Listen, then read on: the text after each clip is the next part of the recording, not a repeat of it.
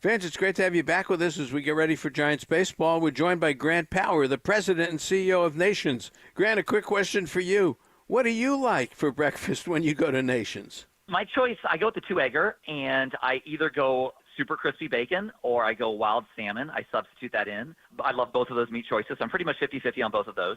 And then I go over medium on my eggs, and I ask for chopped onions on top of those. And then again, at 50-50, I go either French toast substitute or I go hash browns and toast. And if I go hash browns and toast, I almost always pick English muffin as my bread. Definitely do coffee, definitely do orange juice, and I'm always filled up. I usually don't need anything until a late lunch, and there are lots of wonderful breakfasts, but that's my top choice. Well, I love it. All right, Grant, you're making me hungry. Thanks for being on. We'll talk to you again. Always a privilege. You take care, Marty. That's Grant Power, President, CEO of Nations. Seam heads. Our Giants game day coverage begins now. It's the mosaic.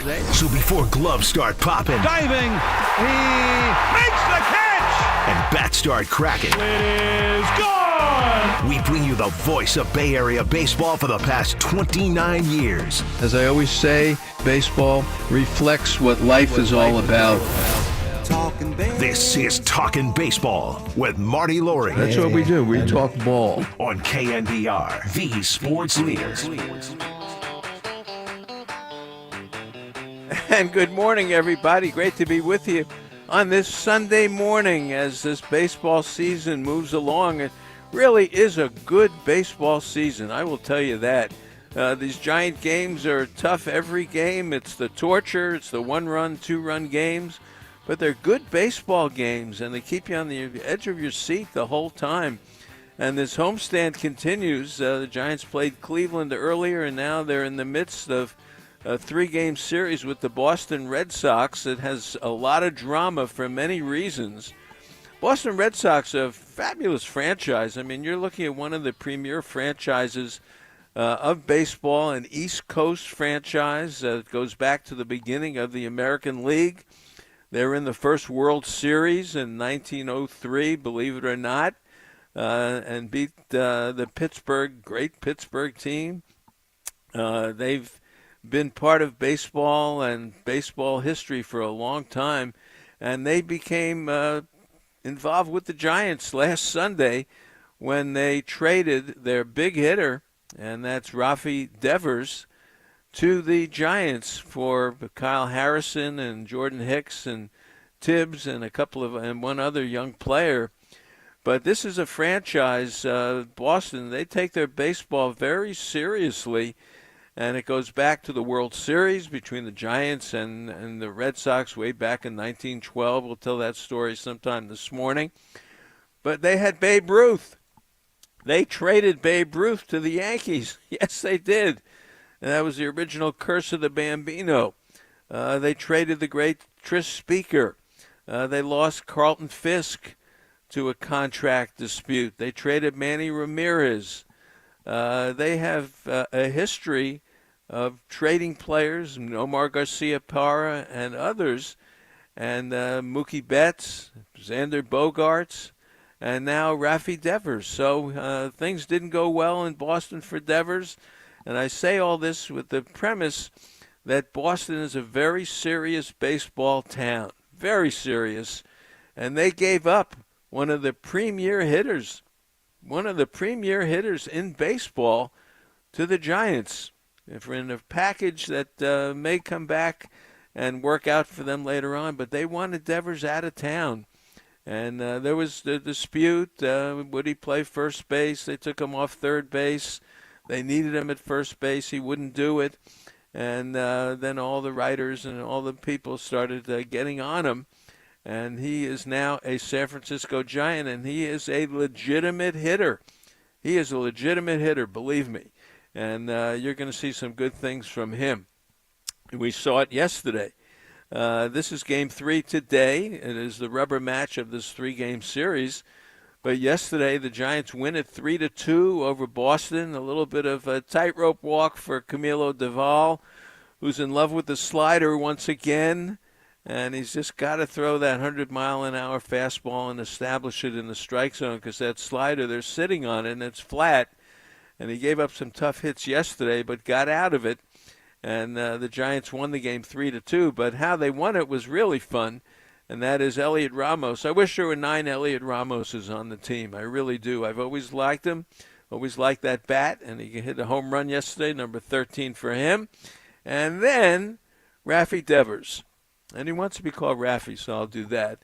Knocked one out to left field the other way, a 2-run shot, put the Giants up 3-0. And they held that lead. It was a nice hit for him, and he's going to do this. I'm telling you, he's going to do this. He can strike out. He's going to chase a little bit, but boy, you've got to work it to get him out, and he's going to be something for the Giants.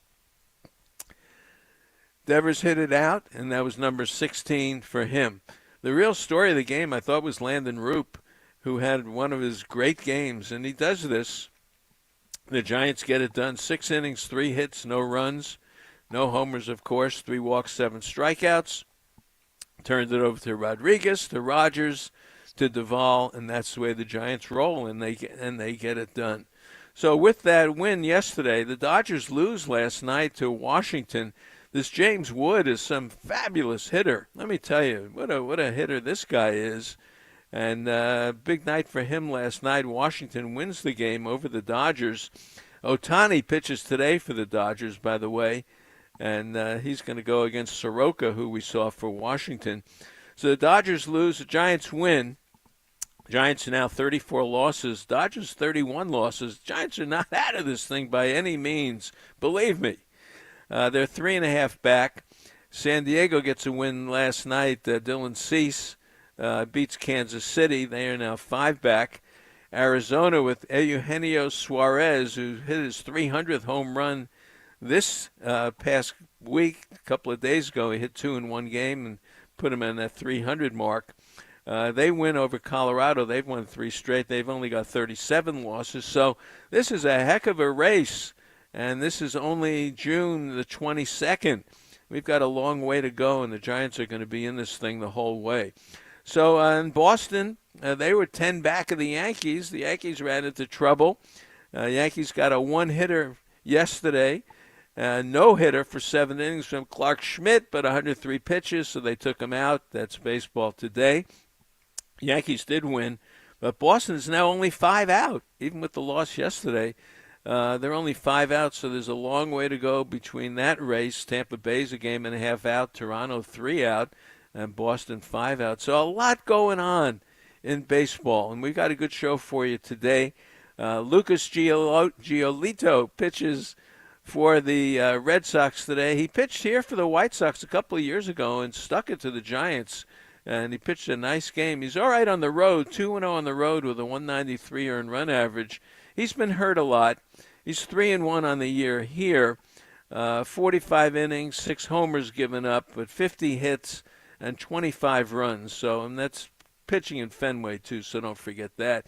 Last 2 have been very good, 12 innings, 6 hits, and no earned runs in his last 2. But he goes against Robbie Ray, 8-2, the lefty, 268, 112 whip. He's 245th major league start, 87 innings, 63 hits, only 7 homers given up. Runners in scoring position, 214. Runners in scoring position, 2 out, 125. Robbie Ray can get it done. And he goes today for the Giants. Trevor Story, 9 for 34 with 4 homers, and Toro, 2 for 4 with a homer against Ray. So that's what we got going on. So let's quickly get to Mark Simon, and we'll talk some ball with our great analytical expert from Sports Info Solutions. And we'll do that right after this on the Sports Leader. Talking baseball with Marty Lurie on KNBR 104.5 and 680, the Sports Leader. Fans, I heard from Gene Bagato up in Bodega Bay, and he said his entire staff is geared up and ready to welcome summer travelers looking to escape the heat. And you know what I'm talking about. Down at the wharf, a varied menu offering everything from juicy hamburgers to the highest quality seafood. All those dishes await you. Hungry for a great meal? Check it out. For people looking to enjoy the relaxing Sonoma coast, the gift shop and fish market has everything one needs for a visit to the beach, from towels and swimwear to picnic items and beverages. It reminds me of growing up in Miami Beach. That's what it was like. And if you're looking to stay a while, the fabulous Inn at the Tides with its spacious rooms and stunning views awaits with its heated swimming pool and hot tub spa, as well as the Bayview dining room featuring the great creations of Chef Remy Madrid. So if you're interested in a fantastic getaway not far from the Bay Area, you don't have to look any further than the Tides Wharf and the Inn at the Tides in scenic Bodega Bay.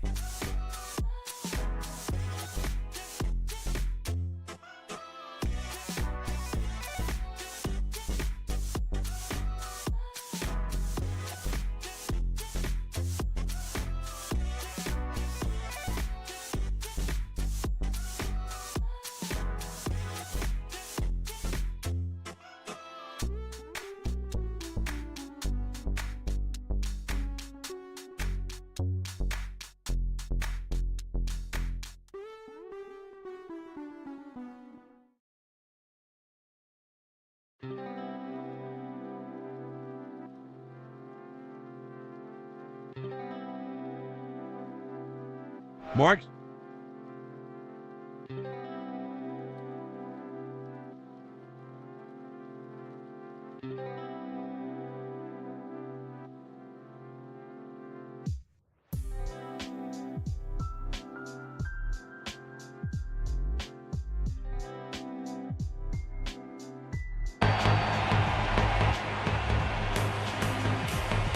Mark Simon. Mark, I love you, man.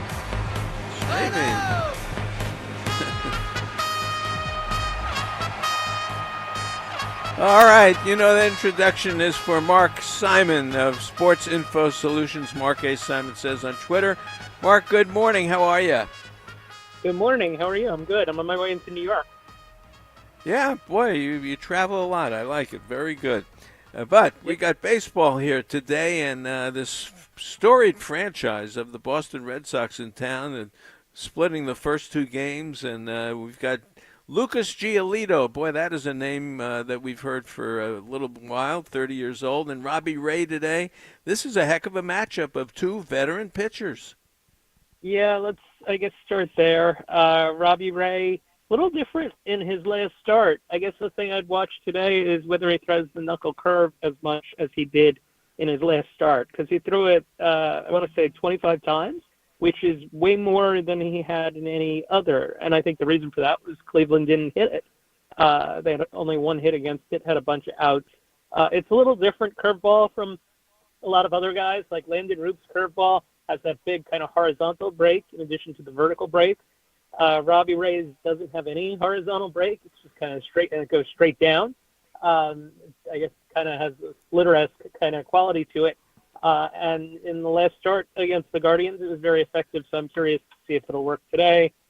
Lucas Giolito has had a couple of decent starts recently. He had struggled earlier in the year.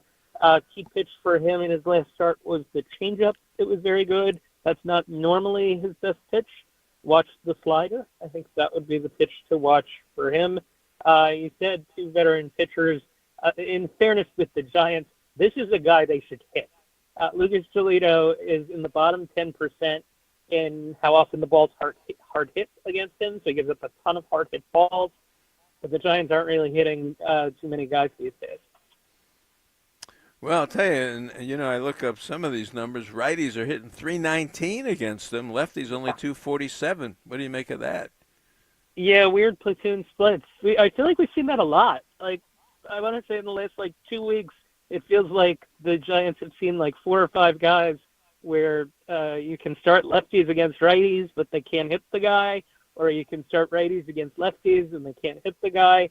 It's kind of strange. I think with Giolito, in that case, it's the effectiveness of the changeup to left-handed hitters that probably gives them some trouble. By the way, fun tidbit for Robbie Ray, if I can. Last time he pitched against the Red Sox was 2022. He pitched 7 scoreless innings. There's basically no one from that Red Sox team other than Trevor Story that's on this team. But in that game, the winning home run was hit after Ray came out of the game. It was hit by Rafael Devers. Naturally, that's baseball. I brought it up. This Red Sox franchise is an iconic franchise of Major League Baseball. Goes back to the early 1900s. Heck, they traded Babe Ruth. How about that? Yeah, and these days it seems like the guy reaches his absolute peak and he gets dealt. See Mookie Betts, see Rafael Devers. So yeah, I guess they have this history of doing it. It's an odd team, I think, at this point, because like you have Bregman and you have Story and you have a couple of veterans, but then you have a lot of young guys, Campbell and Meyer and the guy that they just called up, Roman Anthony, who are supposed to be the next generation, who are supposed to be these great players, but you haven't seen it at all from them yet. And I don't think they necessarily know what they are right now. And by trading Devers, it kind of gives them a chance to reset that. But I don't know what they're going to, and this gets into all sorts of other questions, but I don't know what they're going to do with, like, that money. Is that money just going to go to extending those guys? Or is that money going to go to Kyle Tucker and you trade an outfielder? They seem to be a little confusing in terms of, like, an overall strategy. Yeah, I like the way they play. I like the way they hustle. I like the way they hit the ball the other way. What did you think when you heard the Devers trade, though? I mean, look, this is one of the premier hitters in baseball. There's no doubt about it. He showed it yesterday going to the opposite field and knocked it out for the big 2-run homer. What did you think of the trade? So, on the one hand, I felt like you had to do it because a guy like that probably isn't coming to the Giants in free agency. They can't get an Aaron Judge. They can't get a Juan Soto. There are other guys that they've pursued that they've been unable to get. And a left-handed power-hitting third baseman type, I don't know that Oracle Park is necessarily that appealing to him. So, if you have a chance to get him at a reasonably, I don't want to say discounted rate, but a pretty good trade, I think you kind of have to do it. On the other hand, it's a little bit of a swoop and rescue kind of situation where he took him out of a bad situation and you don't know how he's going to respond to what the Giants throw at him, whether it's first base or DH or whatever. And I just think asking him to play first base in the middle of the season when he's never done it before, that's really, really hard. Like, he wouldn't ask me to suddenly become a graphic designer because I wouldn't have the slightest clues to what to do. No, so you could be a comedian. Yeah, I could be a comedian, but that's like a parallel move. To me, asking a guy that's never played a position before, that's like asking him to take on a task that's completely foreign. And I think that, so I think you had to do it because you had to get a guy that is that good, because the offense desperately needs it. You can't just sign those guys. But at the same time, the risks on this are a little higher maybe than you would like. Well, he can hit. I'll tell you that. Yep. He reminds me a little bit of Melky Cabrera. He's got a little of that body that reminds me of that. But he can hit, and if it was up to me, it would be he's a DH, and don't mess with the guy. Right. Just let him hit. But I think they are going to play him at first base, and that is part of the strategy because they got Wilmer to deal with as well, and Dom Smith, and they got to find spots for everybody. I want to mention Roop just for a second. Boy, he goes those 6 innings, and he's done this a lot, and just shuts people down, and then you turn it over to, Rodriguez and Rogers and Duvall, and that's a winning strategy for Roop. Yeah, it has been. The key for him is, like, not just that the curveball is really good. He needs the changeup to be really good, too, and the changeup was really good yesterday. And when he has both of those, I think he's in pretty good shape. The Dodgers, when you face the Dodgers, it's like such a different animal because they don't swing at your second pitches. Like, they don't swing at the curveball or they don't swing at the changeup. And they didn't against Landon Roop. But against just about every other team in baseball, you can get swings. And I think he's seeing some success off of that. I think the next time he faces the Dodgers, he's got, I don't know if he's tipping or they can tell or whatever, or they're just super smart hitters. He's just got to be a little more careful, I guess. Well, the Giants play tough games. Every game is close. It's really incredible to me. Isn't it? Yeah, Isn't it incredible? Yeah. Every game. So here's the deal. It's 53 games this year decided by 1 run or 2 runs. 53. 3 out of whatever number that they've played. That's 10 more than anybody else. Yeah, every game. You Every just game wait. close. It just unfolds the same way. Yep, and it's 22 out of the last 25. But I guess the good thing about that is it keeps you watching. Even as bad as the offense can be sometimes, you have to watch because they're always in the game. Well, you got to pitch, and they can pitch and they can close a game, but it does wear the bullpen down. And this is only June, and it's when you're always in that leverage game, you really have to. Bob Melvin's done a great job, I think, of handling the bullpen. He really has. But coming up, the Marlins and the White Sox. Now the White Sox are playing better, and they've got Steve Stone was telling me about this kid Smith, who he thinks is terrific with the White Sox, the pitcher. The Marlins, we're going to probably see Quantrell, Cabrera, and this new guy, Junk, who we saw when they played the Marlins. He was terrific, and he's pitched well. So what about these two series? You'd think the Giants should, win 5 of 6 here. Yes. And some of these games shouldn't be close, quite frankly. Neither of the teams, those teams that you said, can hit. Neither of those teams can field. And neither of those teams can consistently pitch. The Marlins don't really have a closer. The White Sox closer has 2 saves this season. That's the team leader in saves, 2 saves. Be prepared for a lot of guys that you've never heard of. Like with the Marlins, Dean Myers has been their star. He's 29 years old. He's had a great season playing center field for them. Chase Mydroff is a rookie for the White Sox, middle infielder. He's been very good. He's someone who looks like a piece for them of their future. A lot of that team is not their future. A lot of that team is kind of recyclables and guys that probably won't be on the roster when they're good. But, be ready for that. And if the Giants don't take 5 out of 6, there needs to be some sort of extenuating circumstance there because these are teams that they should beat. All right, now the Phillies and Mets, they play today. I think that's the late game today, I think. Yep. But they're tied for the lead now. The Mets sort of came back to earth, as you and I have talked about that correction. But yesterday they broke loose 7 solo home runs, not home runs with guys on. 7 solo shots. What about that? Yeah, that was pretty crazy. They haven't hit a multi-run home run in. It's a bunch of days. I don't have the exact in front of me, but I think it's like 5 or 6 days. They got 7. The one thing that the Mets have going for them right now is that Soto looks like Soto. The starting pitching hasn't been as good for them recently, but Soto looks like Soto, and that's something that they were waiting for a while, a couple months, and now he's here. And I think if the offense, it's funny because the offense is starting to wake up with him, but the pitching is starting to get worse. And the correction occurred there. Their best pitcher is pitching tonight, David Peterson. He's been terrific. He has been everything they could have possibly asked for. He's evolved into an ace, going really deep into games. No one seems panicked around the Mets, though. The Phillies have come back. They're winning now again, even though they've lost Nola and obviously the closer got suspended. Phillies are playing a little better ball, but no one's panicking around the Mets. Yeah, I don't think they feel that they need to. I think they feel like they have very good players. The reinforcements are coming. Sean Manaea will be back this week. They know also that at the trade deadline, if they need something, it will be gotten.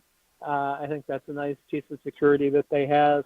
And they know that they're a good team. Like, they saw it last year. They saw it for most of this year. They ran into a very hot Rays team. They ran into a very hot Braves team for a few days. But I think they think they're going to be fine. All right, last thing, let you go. You're going to have a good day today. If Frankie Montas gives him anything, it's your year. I'll tell you that. There we go. Sure. All right. Sounds good. They should see him this week, too. All right, Mark, have a great afternoon. He had a rough minor league stint. I know. That's what I'm saying. Frankie Montas, if he gives him anything, it's your year. We'll see. Hey, enjoy the Sabre convention next week, and we'll talk to you in a couple of weeks. You got it. Thanks, Marty. See ya. All right, be well. All right, that is Mark Simon, Sports Info Solutions. Always good just to talk ball with him. Well, coming up next, my favorite, Bruce Jenkins, right here on the Sports Leader. Talkin' Baseball with Marty Lurie on KNBR 104.5 and 680, the sports leader. Everyone likes a party, but everyone loves a party at Original Joe's. With 3 private dining rooms, it's the perfect spot to hold your next big event. From christenings to corporate gatherings, we'll make your next party San Francisco special. Original Joe's, see you at the counter.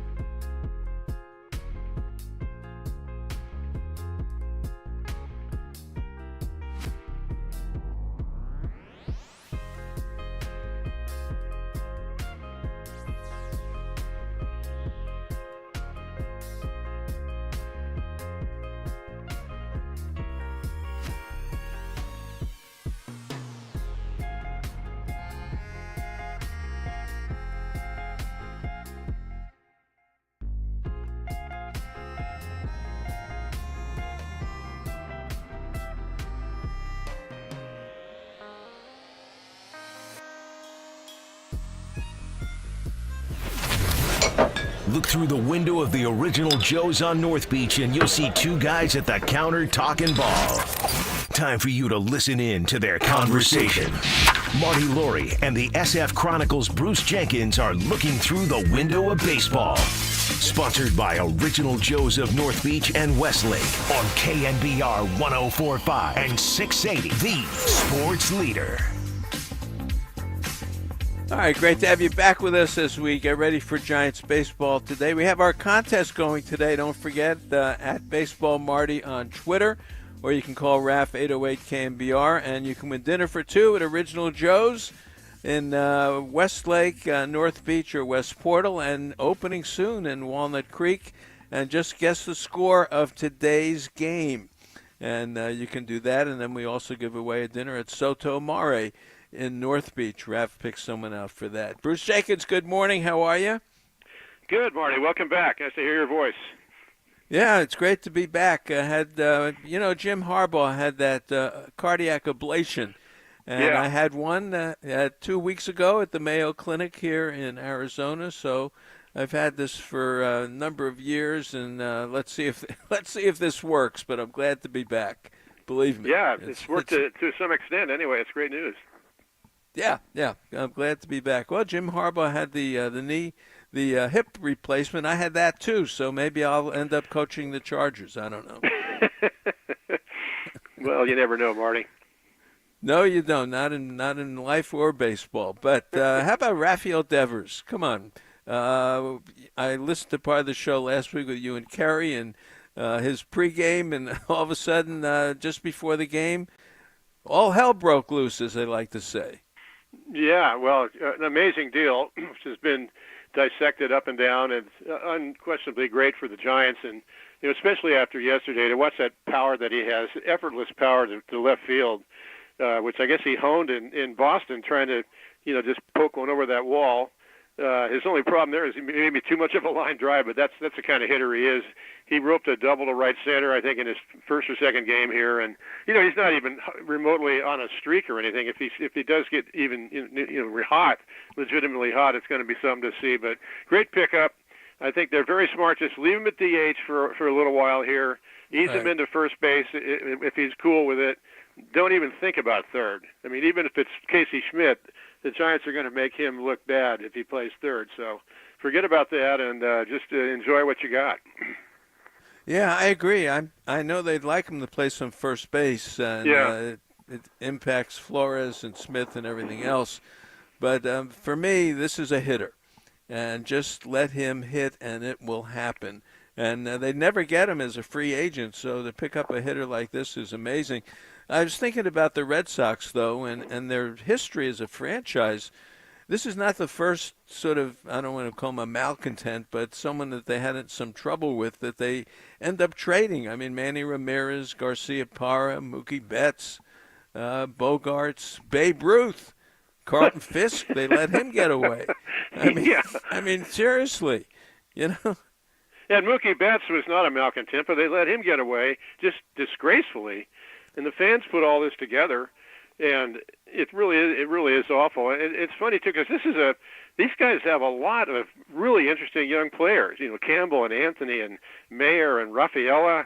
My goodness, they really have a lot of young talent. There's some future there, but people are thinking about right now. And to lose Devers like that was yet another guy gone and not much in return. I mean, I don't mean to downplay Kyle Harrison at all. In fact, James Tibbs could be a really good hitter. But, still, there's no comparison in the exchange there. No, not at all. And as I say, it's not a shock for the Boston fans, and it goes back a long way. Heck, they wanted to trade Ted Williams at one point for Joe DiMaggio. Oh, how about that? Well, you can't. That takes a while to think about. I think either team would love to have either one of them. That's kind of straight up. But Ted Williams was a little grumpy, but he also hit 406. So what are you going to do? Really, but I like watching the Red Sox and Giants play. I do. Oh yeah. These are two iconic franchises. I really like it. How do you feel about the race in the West with everything that's going on this week? The Beanball War, how about that? And then you got Ohtani pitching today for the Dodgers. Yeah, the Beanball War was it was really unfortunate. I wouldn't call it a classic war by any means, because the intentionally hitting Ohtani was just absurd. I mean, the Tatis hit by pitch, you got to get out of the way. The catcher was setting up a little inside, but it wasn't a beanball pitch by any means. The next thing he gets hit, but just blatantly throw it. Ohtani had the best reaction at all. He's like, yeah, just stay in the dugouts. This is no big deal. That's weak. I'm fine. But the bad blood between those teams is very strong and is going to continue through the season. But Ohtani showing up is a big deal, Marty, because he comes out throwing 100 miles an hour. He's going today for the Dodgers in his second start. Yeah. He's throwing 100 like right now. He hit his career high in four-seam fastball right away with velocity, and he's hitting 300 at the time. He's got all these home runs, but the way Kershaw and Yamamoto were pitching, if you throw Ohtani in there, as soon as he's stretched out and ready to go 6 or 7 or more innings, they get Snell and Glasgow back. Who knows on that, but they will eventually. Then they won't have to run, the Knacks and the Robleskis and the Dustin Mays out there. Yeah, Emmett Sheehan. It sounded like I thought he was an umpire when they put him out there. But San Diego really has fallen apart. Bruce, I think Arizona's going to pass them before too long. Yeah, it could be. I never give. I don't know. The Padres always strike me as a super dangerous team with that heart of the order, but the Dodgers really handled them. They made a point. They had won 6 out of 7 from them at one point, and that it's really been leaning the Dodgers' way. But Arizona is interesting. I agree. They're only 2 games over 500, but Suarez is going crazy, and they just have shrugged off a lot of problems. You get Tommy John surgery for Corbin Burns. That's a big blow, and they've had trouble with the rotation. Zach Gallen had a 6-2 lead. Next thing you know, he's down 7-6 against Colorado. So I mean, they're I don't see that. San Diego is scarier than Arizona for my money. Okay, all right. We'll see how this turns out. It's a good race. I mean, this is June, and I was looking at the wild card in the National League, and the Giants have the second spot right now behind the Phillies. But all of a sudden, Milwaukee is starting to win. This is a different team than we saw earlier in the year. Did you see this young kid who pitched 11 no-hit innings in his first 2 starts? Yeah, I can't pronounce it, but Mizorowski or something like that. Yeah, that's part of it.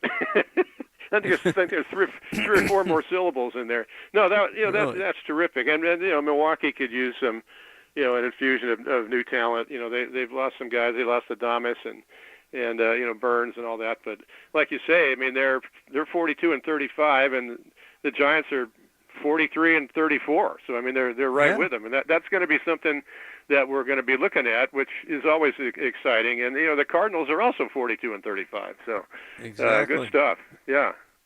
Exactly, and San Diego's got 35 losses, and Arizona's got 37.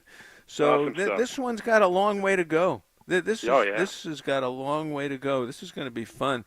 How about all the tight games the Giants play, Bruce? Mark Simon just said 22 of the last 25 settled by 1 or 2 runs. How about that?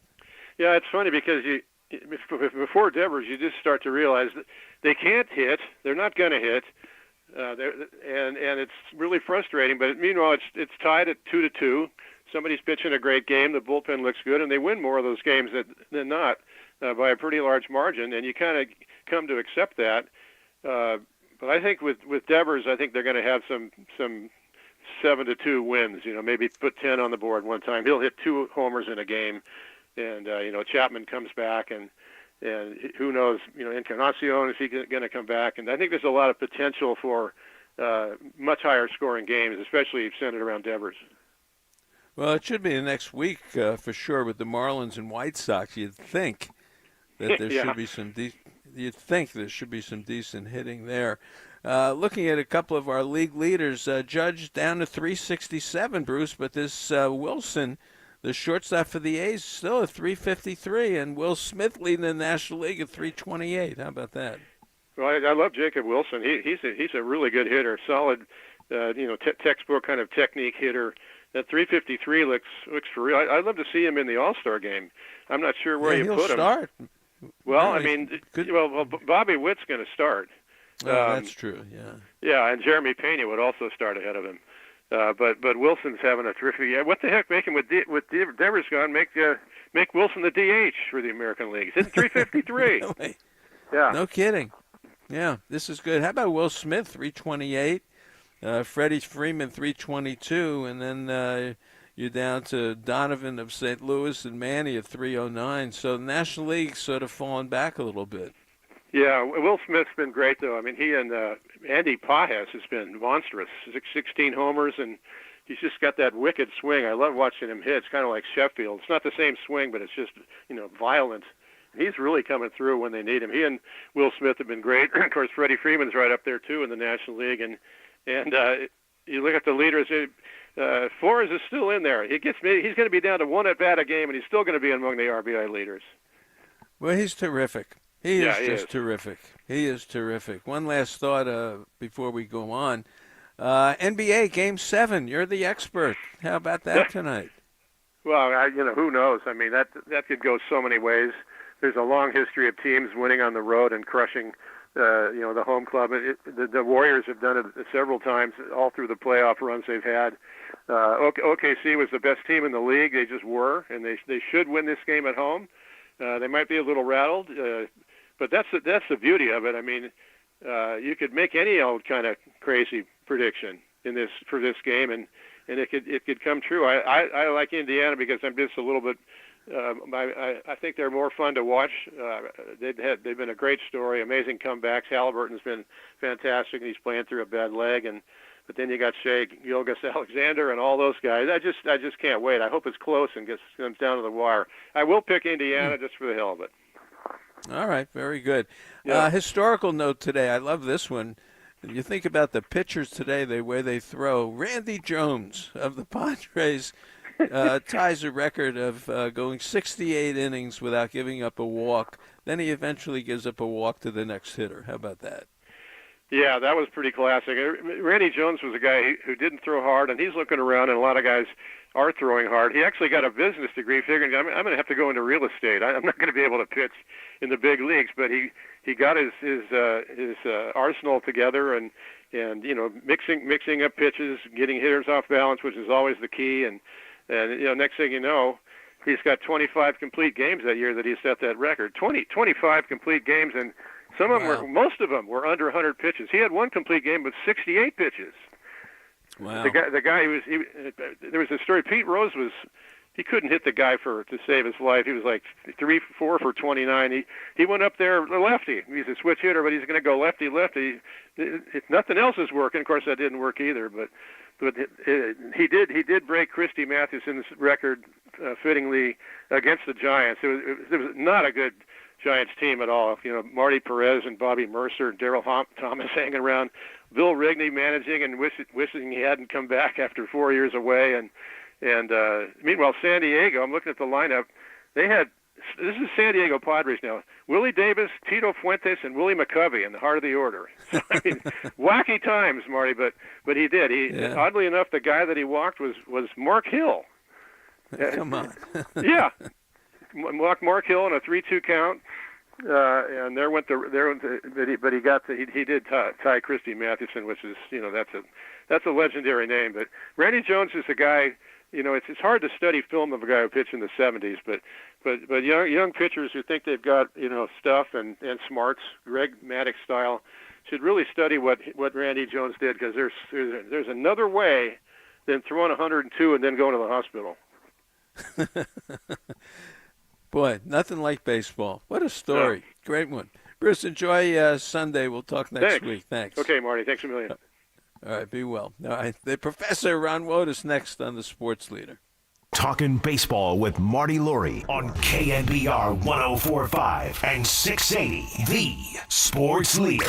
Hello again, Marty Lurie here to talk to you about my good friends at Georgie Brothers, the largest family-owned furniture store in the entire Bay Area. Right now and good through August 4th, you can save hundreds of dollars on almost anything in the Stressless line. This includes sofas, sectionals, recliners, and the original Stressless chair and ottoman. And I have them in my house. Evan's got one, Bonnie's got one, Aaron's got one. They couldn't be more comfortable. Those stressless chairs, they're fabulous. Well, the more you spend, the more you save. I own Stressless Furniture, and I can tell you, once again, it's the most comfortable place I have to sit in my home. Visit them at GeorgieBrothers.com. That's GIORGIBROS.com.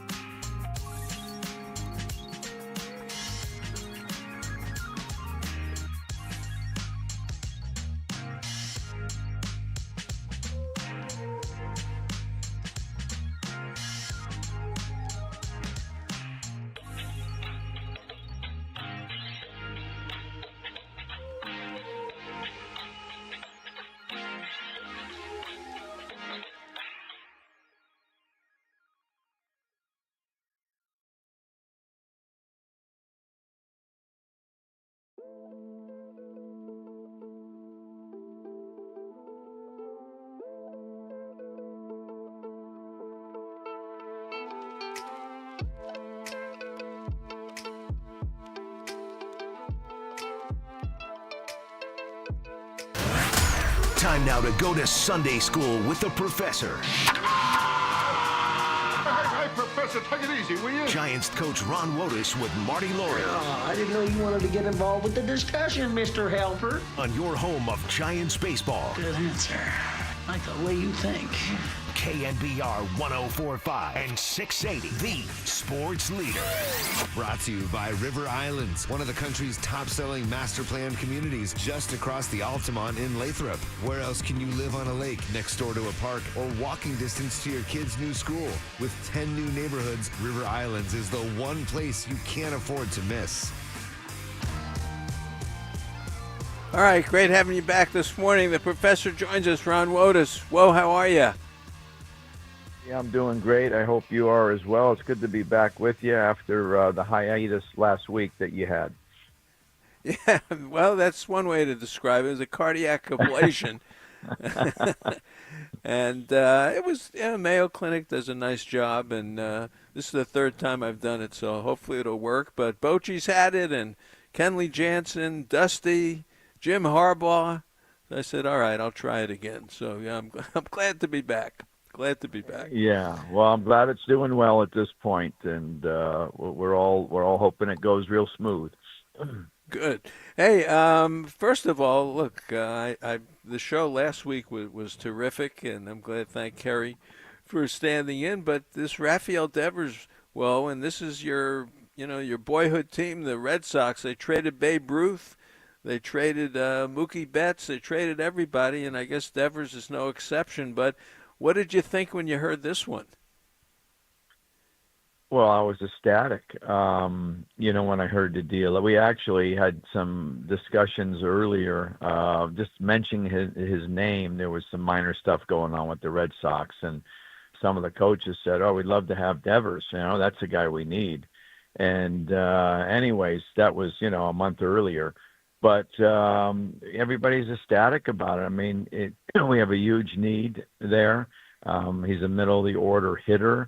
You never thought. You just mentioned that the Red Sox, traded away a lot of their, best players in the past, and you never think that you're going to be able to land somebody's best player like that, especially before the trading deadline. So we're all out of our minds ecstatic to have him, especially early.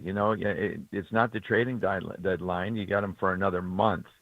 So we're looking forward to him, getting out there at first base when he's ready, and really, really glad to have him. Well, what do you see as a hitter in this ballpark? And, of course, he comes from Boston with the wall in left field. What about as a hitter? Well, he's dangerous. I've already seen, teams that know him. I've pitched against him, Cleveland and other teams that have been around him. I've already seen 2 meetings at the mound when he's come to the plate, to talk to the pitcher. You remember those days when Bonds and, there's a lot of hitters in the league. When he comes up, the pitching coach goes out and they make sure everybody's, on par. Are we going to walk him? Are we going to pitch him careful? What are we going to do? I've already seen a couple of those things from the opposition. So that just tells you his reputation and how dangerous he is. But, he's got a quick bat. I'm impressed by his flat swing. I've been watching him get on top of high fastballs. He's hit some on the ground, actually. If you're going to hit the high fastball, you have to get on top of it. You can't swing up to it. And so he's got a very adjustable bat, kind of like Sandoval, right? He likes to swing, but he's dangerous. He's got power. His batting practices, he's hitting balls in this ballpark, where you don't see very often. So he has the strength to hit it out in any part of the park, like he showed yesterday with his first home run to left field. Yeah, yesterday, and it was a pitch that, was he late on it, or is it part of the plan to be able to take a pitch like that to go to left field? Well, that's just the thing. He's able to get the bat head on the ball. He probably got beat just a little bit, and as it looked like it got deep, and the ball went the other way. But that's the other thing I like about him. I mean, he's not afraid to get jammed and let the ball get deep. I mean, when we're feeding you a lot of breaking balls, right? Sometimes you can be late on a fastball, but you just don't want to be out in front of breaking balls like crazy. You have to wait on pitches. So it looked like it may have got in on him just a little bit, or he didn't, get it out front the way he wanted. But the ball certainly left the park, which was great to see. Boy, I'm noticing Adames a little bit more in the field. He's steadier now in the field, I think, over the last month, and the throws to first, boy, are just bullets right at the chest of the first baseman. Have you noticed that? Yeah, he's throwing the ball better. I think he's more comfortable with playing here. These guys play all over in different conditions, different weather, different surfaces, but still you come over in a trade, sometimes it takes a while to get comfortable, with the ballpark, with the conditions. I know the wind is totally different. That's something you never have to deal with. So, and just like Rafi, you think about all the distractions that's going on with him right now, playing Boston, just getting traded, the best player. Nobody saw it coming per se. And there's a lot going through your head. So I think, to your point, Willie is a lot more comfortable playing here in San Francisco and with the surface and the wind he has to deal with. Well, taking a look at some of the defensive things this week. One, Bailey made some great throws to second. I will tell you that. But then there was it wasn't a double steal, but they ended up giving a run that didn't really matter yesterday. But what happened on that play when the Red Sox had first and third in the ninth inning against Duvall? Yeah, well, it's first and third in ninth inning. We have a 2-run lead, and I think I don't know if there was one out at that time or nobody out, but it really doesn't matter. You know, the run you don't want to score is a runner at first base, and you know, as the Red Sox, you want to get that tying run to second base, and they felt they could run on the battery, the pitcher and the catcher, and they took off, which is a bold play when you're, you know, going to send the tying run to second base. So they felt like they had an advantage. They sent the runner, and the ball skipped, you know, past the shortstop, and Fitzgerald was backing up, but it bounced off of him, and he couldn't find it. So the runner at third scored, but it wasn't a double steal. The runner at third was not going home on the throw to second. They would not even think about doing that because that run doesn't mean anything. It's a run at second that has to you know, cross the plate to tie the game. So it looked like a double steal, but actually it was an error, and the runner at third advanced on an error. And they end up winning 3-2. Well, Mark Simon was on earlier, and I think the Giants have 53 of the 76 or 77 games, 1 or 2 runs, 22 of the last 25. What does this do to a ball club? Is this good for a ball club, or does it just make everyone crazy? Well, it's not good for the heart palpitations. You know that, Marty. It's, you know, Kuiper coined it torture, but you know, that's the way we play when you have good pitching, and we really don't, you know, pound the ball and typically win by 6, 7, 8 runs, but we'll have our days with that. Is it good for a ball club? Shoot, we'd love to score a few more runs and have a laugher here and there. It makes everybody's life easier. But what it does, it gives you the expectation to win late. You know, winning breeds winning. And, you know, Felipe used to say it all the time.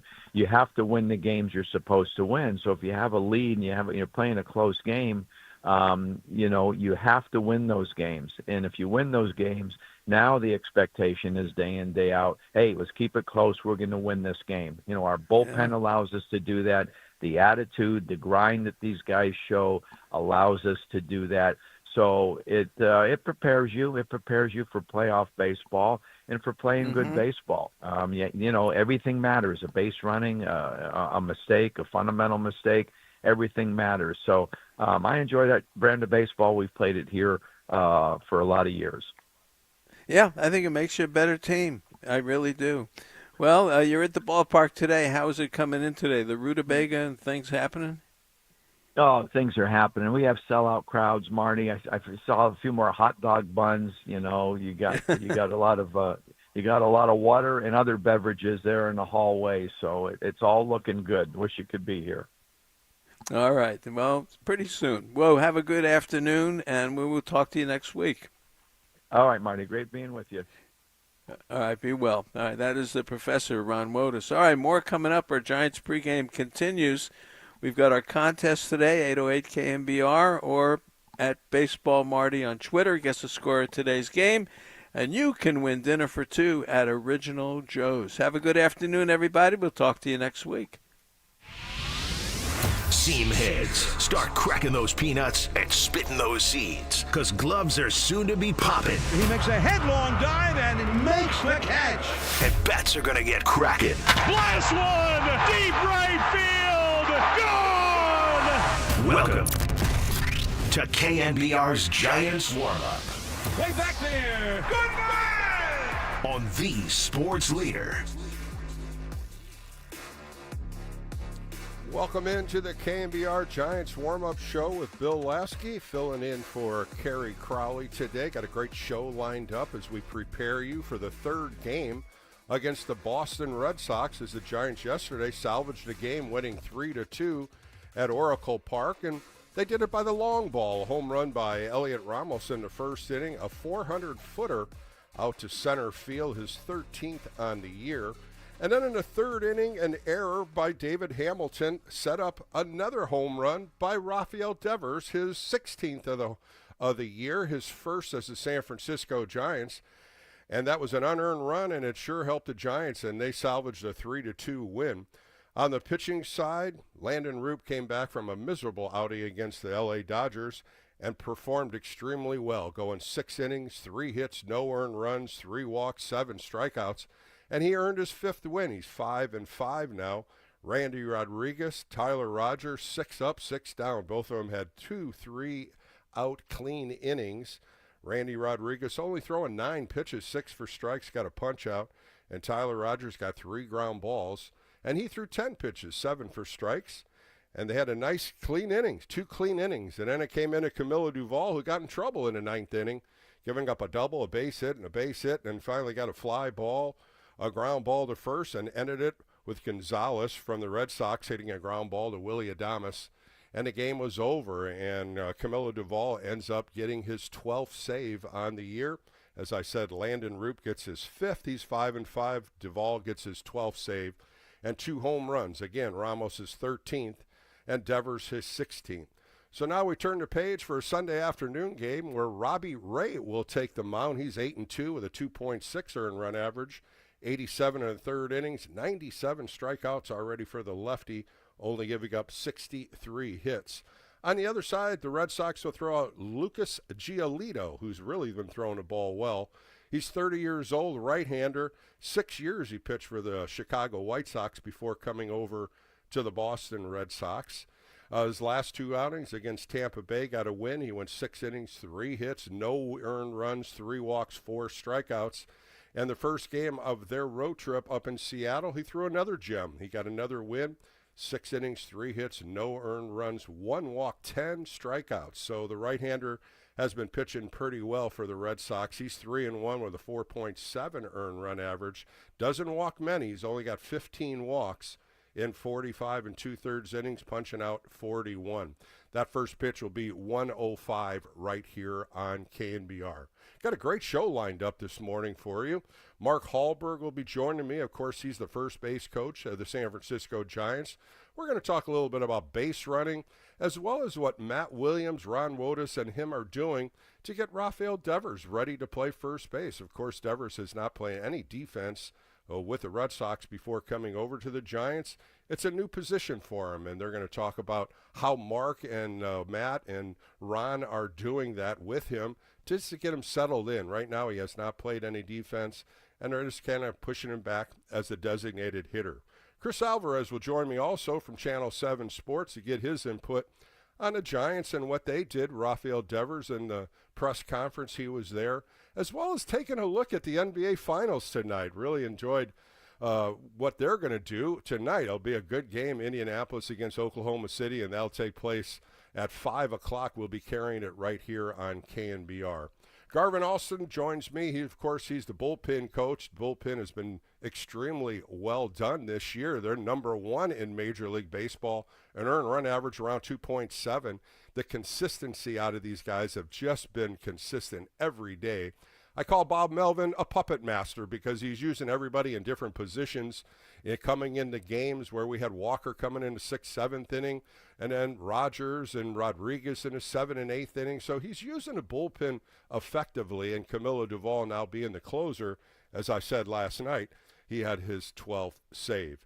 And then I ended up going down to Sacramento and talking to PJ Pilittere, a very interesting hitting coach the Sacramento River Cats have now. He was with the Colorado Rockies, and he first started with the New York Yankees in the big leagues. And so we had a really nice chat with him. They're in Salt Lake City right now, and we're going to dive into who's hot and who's not and what's he seeing in some of the top prospects of the Sacramento River Cats. All right, we're going to take a quick break, come back with more. I'll do the lineups and get you ready, as Mark Hallberg will be joining us as soon. So take a quick break, and we'll come back with the lineups and more right here on the KNBR Giants warm-up show with Bill Lasky on the Sports Leader. Talking baseball with Marty Lurie on KNBR 104.5 and 680, the Sports Leader. Fans, Bridge Bank delivers their clients full relationship banking, including treasury management solutions and global market services. Bridge Bank offers financing solutions to businesses for their working capital, equipment, and real estate needs. This is very important in today's world. Fred Voss is the Senior Managing Director of Bridge Bank's commercial lending efforts in Northern California. He has commercial banking teams in San Jose with Jesse Garcia, San Francisco, Oakland, Cheadle, Cordova, and in Pleasanton. Bridge Bank, it's like banking at home. I can't say enough about it.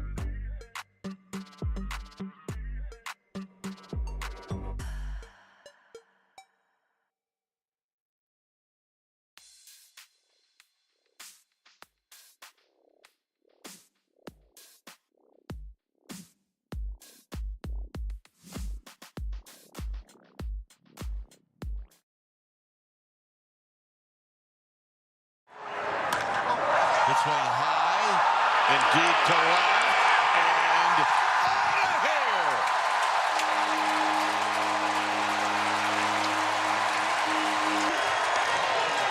I don't care what Ralphie Degger says after the game. That meant a lot. Well, We're getting you in the mood for a crazy crab sandwich, some garlic fries, a cha-cha bowl, and some orange and black baseball. KNBR's Giants warm-up keeps rolling on the sports leader. All right, welcome back to the KNBR Giants warm-up show with Bill Lasky, filling in for my good friend Kerry Crowley. Let's get the lineups going before I get on the phone with Mark Hallberg. Let's go to the Giants first. Leading off, playing right field, Mike Yastrzemski hitting .254, 5 home runs, 25 RBIs on the year. Hitting second, the designated hitter, Rafael Devers, .267, 16 home runs, 61 RBIs. Hitting third, Elliot Ramos, he'll be playing left field, .282, 13 home runs, 39 RBIs. Wilmer Flores is going to play first base today. He's hitting fourth, .255 on the season, 11 home runs, 54 RBIs. Jung-Hoo Lee's back in the lineup today on his giveaway jersey today, which will be pretty cool at the ballpark. He's playing center field, hitting .255, 6 home runs, 34 RBIs. Willie Adames hitting sixth. He'll be playing shortstop, .204 batting average, 8 home runs, 32 RBIs. Casey Schmidt really hitting the ball well. He's playing third base. He's hitting .253, 3 home runs, 14 RBIs. Patrick Bailey behind the plate today. He's catching, .189 batting average, 1 home run, 16 RBIs. Tyler Fitzgerald is playing second base, hitting .233, 2 home runs, 9 RBIs. So it's Yastrzemski, Devers, Ramos, Flores, Lee, Adames, Schmidt, Bailey, and Fitzgerald. That's the starting 9 that the 43 and 34 San Francisco Giants will put out there at game time at 1:05. Alex Cora's lineup for the Boston Red Sox, who are now 40 and 38. Rob Reese-Snyder, first time we're going to see him, the 34-year-old designated hitter, hitting .295, 4 home runs and 12 RBIs. Roman Anthony, the prospect 21-year-old left-hander playing right field, he's 1 home run, 5 RBIs, hitting .121. He's only had 33 at-bats. He's 4 for 33 in the young season. He's been promoted. Romy Gonzalez hitting third. He's playing second base, hitting .304, 1 home run, 15 RBIs. Carlos Nevarez is catching. He has 6 home runs, 23 RBIs. He's hitting .270 for the Red Sox. Gerard Duran is playing left field. He's hitting .257, 5 home runs, 38 RBIs. But the big thing on him, 15 stolen bases already on the season. Trevor Story is hitting 6th. Of course, we've seen him in a Rocky lineup for many years. He's playing shortstop, hitting .234, 10 home runs, 38 RBIs. Abraham Toro will be playing first base, .283 on the average, 5 home runs, 13 RBIs. And Cedane Rafaela playing center field, a young 24-year-old, really hitting the ball well against the Giants in the first 2 games. 7 home runs, 28 RBIs, hitting .251.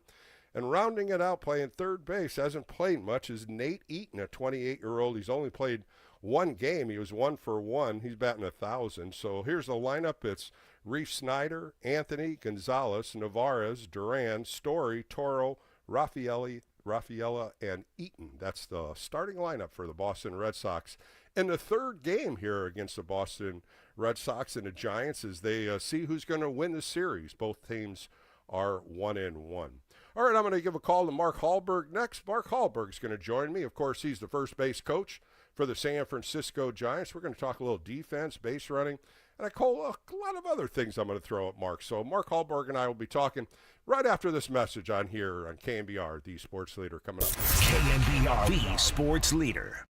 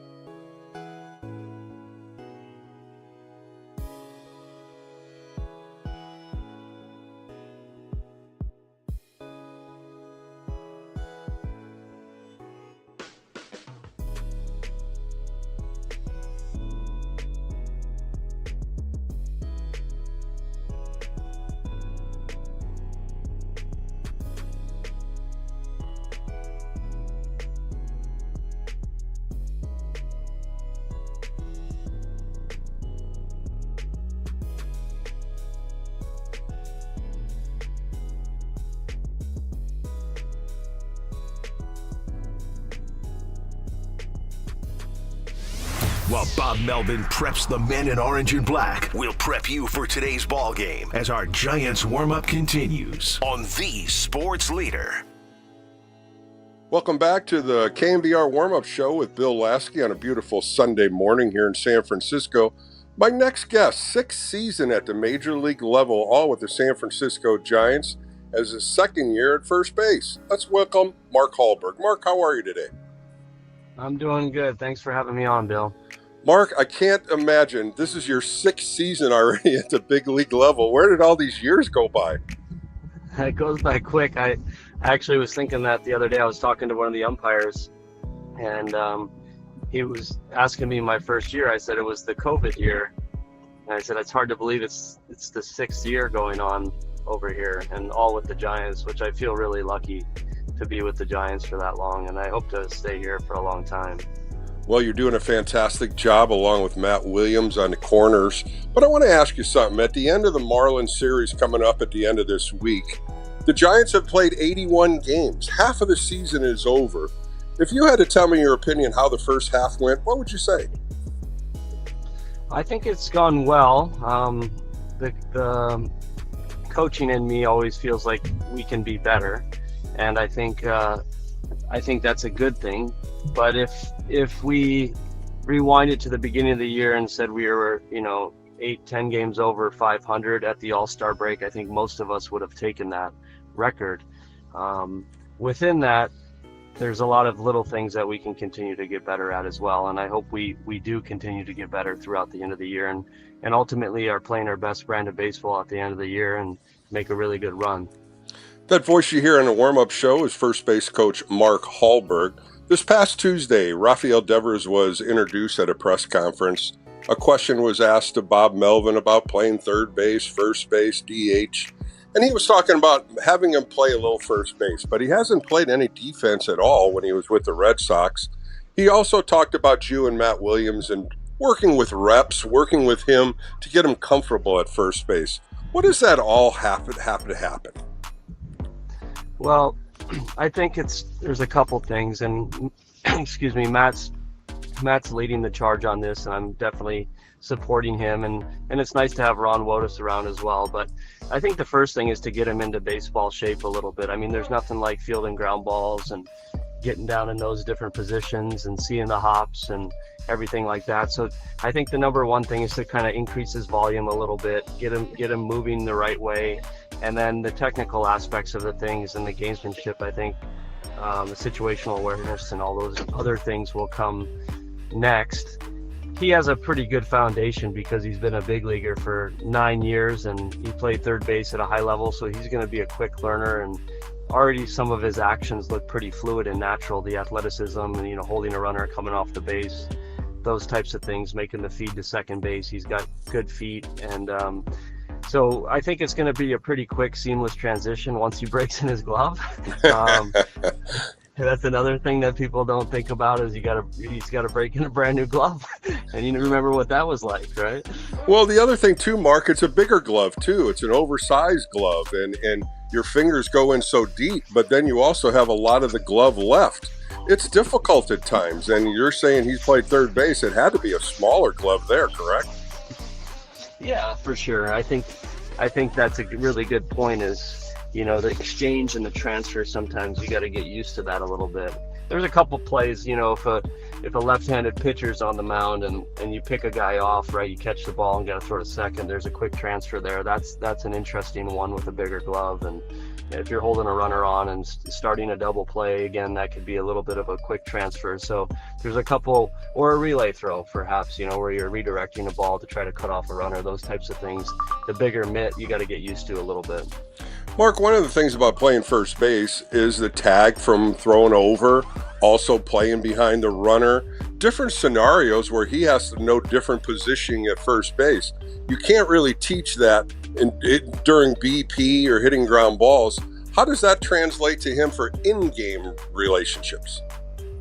Yeah, I think while he's in the dugout now, since he's DH, we can point out some different positioning things so he can see it first. I think most of us athletes are visual learners, so for him to see it from afar, and he's pretty astute, so he's watching the game, and that's really helpful for him. And then if there's a technical play where you're cutting off a backside runner, or you're playing behind a runner, or these different things, and then you can take the time to show him, here's what we're doing here, or even just the positioning. And another big resource for him is Wilmer Flores. I mean, Flo's been great with him, even just in the first couple days, and helping him out. And Flo transitioned from a shortstop on that side of the field with the Mets when he came up with the Mets to kind of third, second, first. So he's bounced around a lot, and I mean, he's been really, really helpful as well. Mark, we got to look at the offensive side for Rafael Devers. You've got to watch him a few games now this week. The sound of the bat, the ball coming off the bat, a different sound. It's just so dynamic how this guy goes from left field line to right field line and hits gaps consistently. Tell me a little about his swing path you've seen. Yeah, it's definitely a fast swing through the zone. It's just a different speed, and he's got good balance.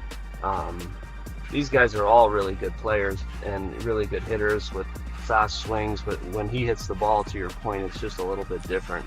And so we're really excited to have him. It's great to meet him so far. I think he's excited for a fresh start.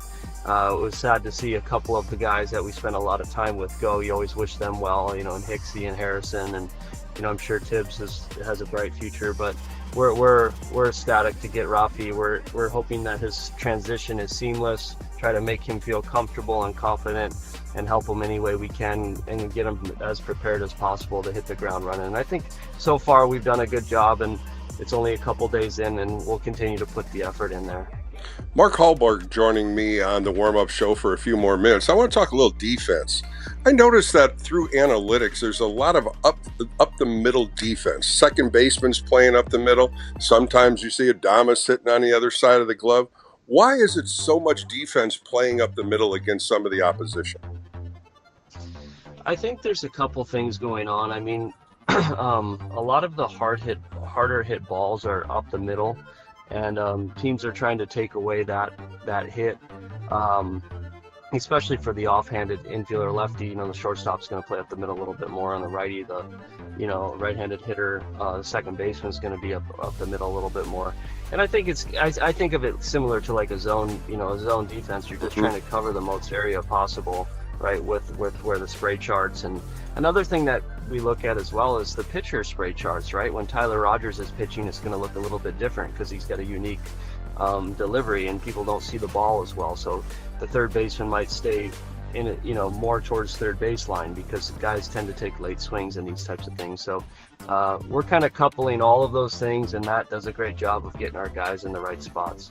Staying on the defensive side with the injury to Matt Chapman, Casey Schmidt has just jumped into third base, playing some great defense, some great plays. The one play in Colorado was just unbelievable.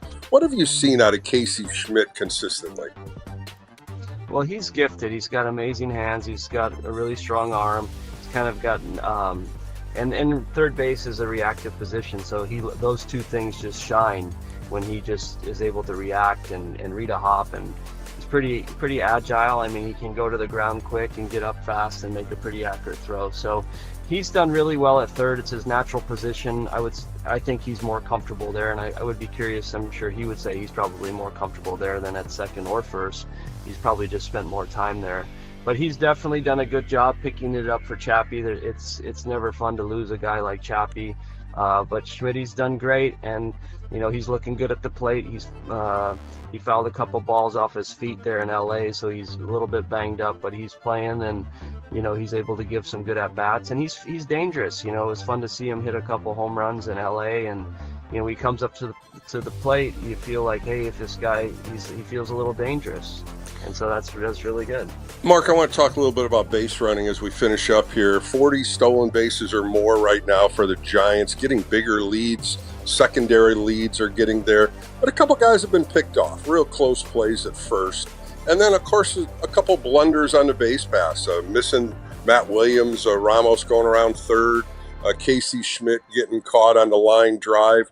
These are learning tools. Giant fans want to rip you, but these are things that base runners have to get through, and they have to understand what they have to do to get better. What are you guys doing when you see these blunders, and how do you teach them the right way to do it? Yeah, I think that's a really good question. I mean, none of us are instructing guys to make fundamental mistakes on the bases, and the point is for them to be educated and learn and be prepared so that they don't happen. So, an example of how we're practicing this is in batting practice. A lot of times we simulate, we visualize, we use high home examples, we talk game states with guys, but in their daily work, they're going out to the bases, they're reading the balls off the bat, they're visualizing where, hey, nobody out, what are we doing here on a fly ball, you tag up. One out, you're getting part way as far as the ball will take you, those types of reads. And if the other night, we had an example with Schmitty getting doubled off on a line drive, and I think the feedback for them is to be accountable and for them to own their mistakes so that they can learn and grow and not to deflect. And so that's the point we're looking for there, is for them to support them, for them to be accountable, and then to get better and learn as they move forward. Mark, last one for you. Protective gear. I see these guys taking all their gear off, and of course the bat boy running over to you. But my goodness, they're like a shield if a right-hand hitter, all the way from their elbow all the way down to their ankles. Is this continuing just to protect every issue when guys get hit in the elbow? Of course, Ramos did. Foul balls off the shin. It's a big part of the game now. Yeah, I think so. I think, they weigh if I get hit in the elbow, I could miss 3 weeks, 4 weeks, 5 weeks, and so everybody's seems like they got protective gear on. And like Schmitty, for example, he fouls a ball off his ankle, right? And then the next day he's got an ankle guard on where they hit the ball off their ankle.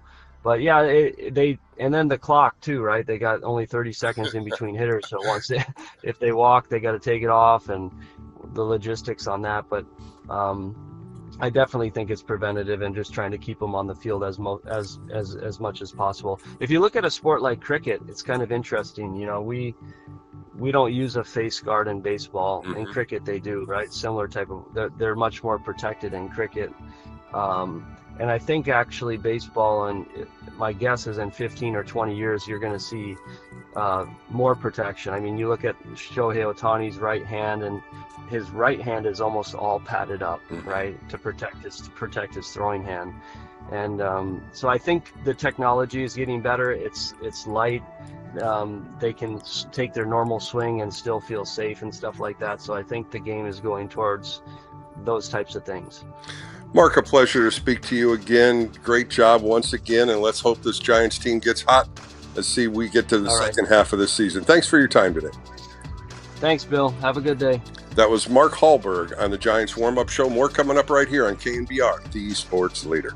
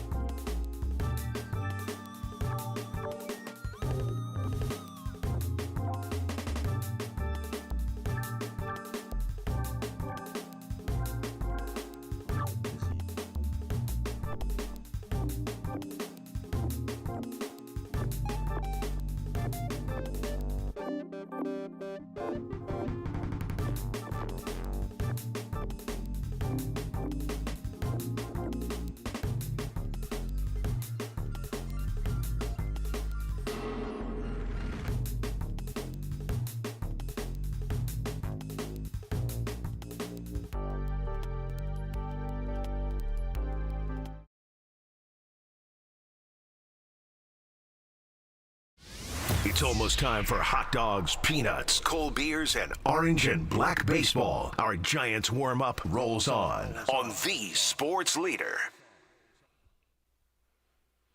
And we're back, said by Kerry Crowley, and I'm filling in for Kerry today. Bill Lasky taking the reins here on the KNBR Giants warm-up show. Thanking Mark Hallberg for his time this morning, and some great guests coming up as we continue on the warm-up show. Chris Alvarez, Garvin Alston, and PJ Pilittere. And you'll say, who's that, Bill? Well, he's the new hitting coach with the Sacramento Rivercats, doing a great job down there, and his resume is really done well. He started off with the Yankees in the minor leagues, got to the big leagues with the Yankees for a few years. Then he reached over and was with the Colorado Rockies for a few years, and they let their whole coaching staff let go, and sure enough, Pat Burrell grabbed him, and now he's part of the San Francisco Giants in AAA, and did a real nice interview with him in Salt Lake City, and we'll hear that later in the show. Let me just talk a little bit about Casey Schmidt. Casey Schmidt in 11 games filling in for Matt Chapman. Besides his defense, who's been playing really well, a couple backhand plays to his left a couple times, turning double plays. That is his natural position. That's what he was drafted by the San Francisco Giants. But when you look on the hitting side, and this is something that I think people aren't really looking at, because he's 22 for 87 in the season so far, hitting .253, 3 home runs and 14 RBIs. But you could even dial it in and even more than that. In his 11 games filling in for Matt Chapman, 13 for 37, 3 home runs, 11 RBIs, and his homestand itself, 6 for 17. He had a hit yesterday. He had 2 hits both in that second and third game against the Cleveland Guardians. I just think he's making a mainstay for himself, and what's going to happen when Matt Chapman comes back, we just don't know how long this IL stint will be on for Matt Chapman. He was taking ground balls yesterday. Of course, he's not throwing yet. The injury happened to his right hand, but feeling the ball, he can do workouts, working with his legs, running, but he just can't use anything with the right hand as of yet. So we'll see how far along that's going to take to get Matt Chapman back on the field. But when he does, boy, he's going to bring some life into this lineup. And with the seriousness of second base, when you look at Christian Sauce and Tyler Fitzgerald, both Koss and Fitzgerald are hitting, under 200. At least Koss is, and 233 for Fitzgerald. He's been in real bind, 5 for 58. I think you might see Casey Schmidt move over to second base to give him more thump in the lineup. But that's down the road. We just don't know how long Matt Chapman will be out. But right now, Casey Schmidt's filling in him at third base extremely well.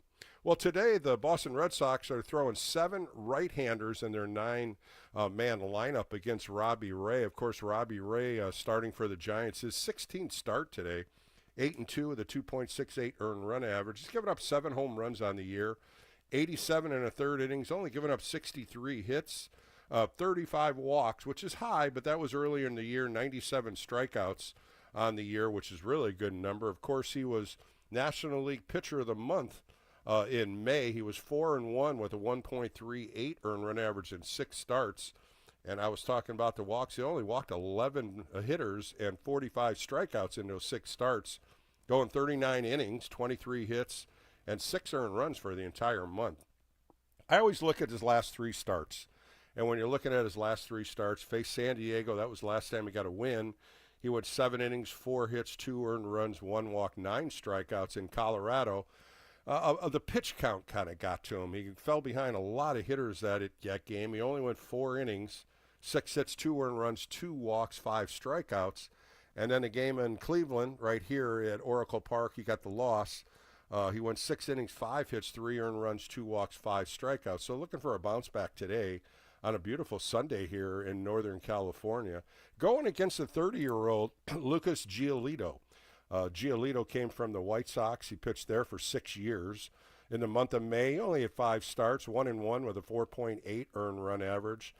His last 3 starts against the Angels was his worst start. That was 3 times ago. He only went a third inning and 2/3, giving up 8 hits, 7 earned runs in that game. And then he bounced back with 2 of the better outings he's had against Tampa Bay and Seattle.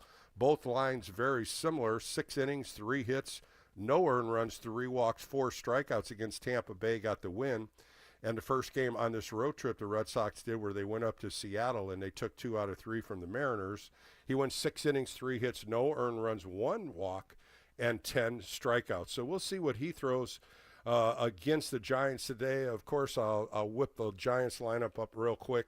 Mike Yastrzemski, Rafael Devers, Elliot Ramos, William Flores, Jung-Hoo Lee's back in the lineup, Willie Adames, Casey Schmidt, Patrick Bailey, Tyler Fitzgerald, a pretty good lineup to try to salvage the third game here against the Boston Red Sox. Then the Giants get a day off tomorrow.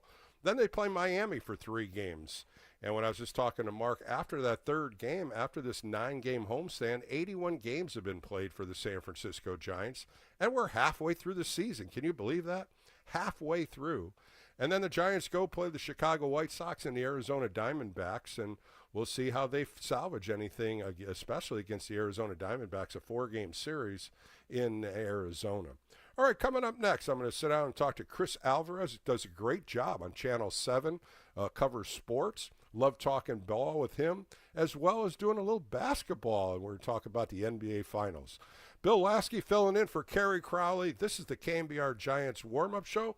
More coming up right here on KNBR, the sports leader.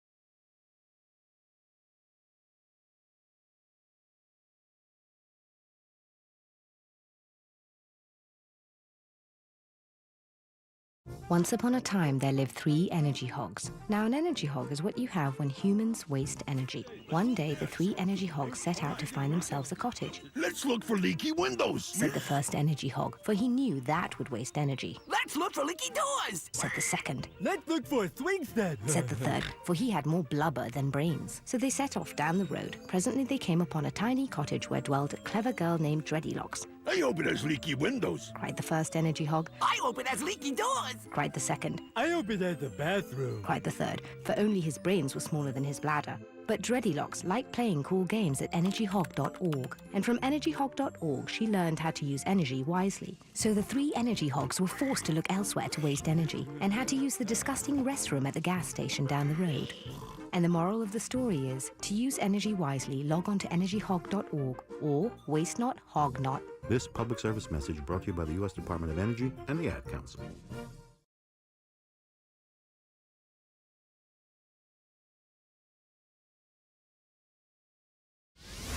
Now back to the show built for the orange and black family. This is Giants Warm Up on KNBR, the sports leader. Welcome back to the KNBR warm-up show with Bill Lasky. My guest today, you can see him on television. He works for Channel 7 ABC on the weekend, does a great job as a sports anchor. Let's bring in my friend Chris Alvarez this morning. Chris, how are you? Hey, Bill, how are you? Pretty eventful week in Giants land, huh? It sure was, and it all started with the press conference on Tuesday, welcoming Rafael Devers. And I would like to get your impact and what you think about the trade, and it was a blockbuster move. Yeah, I think it was a great move for the Giants, and I think what it signals is, Buster Posey the other couple weeks ago, I think it was the last homestand, and he said, it's time to go, and that was right around the time they let go of Lamont Wade. They made some roster moves and kind of in a funk, and ever since then, really, you've seen the Giants really, as I like to say, put the pedal to the metal. And this goes to show that, hey, the Giants are all in. They're right here in the division race.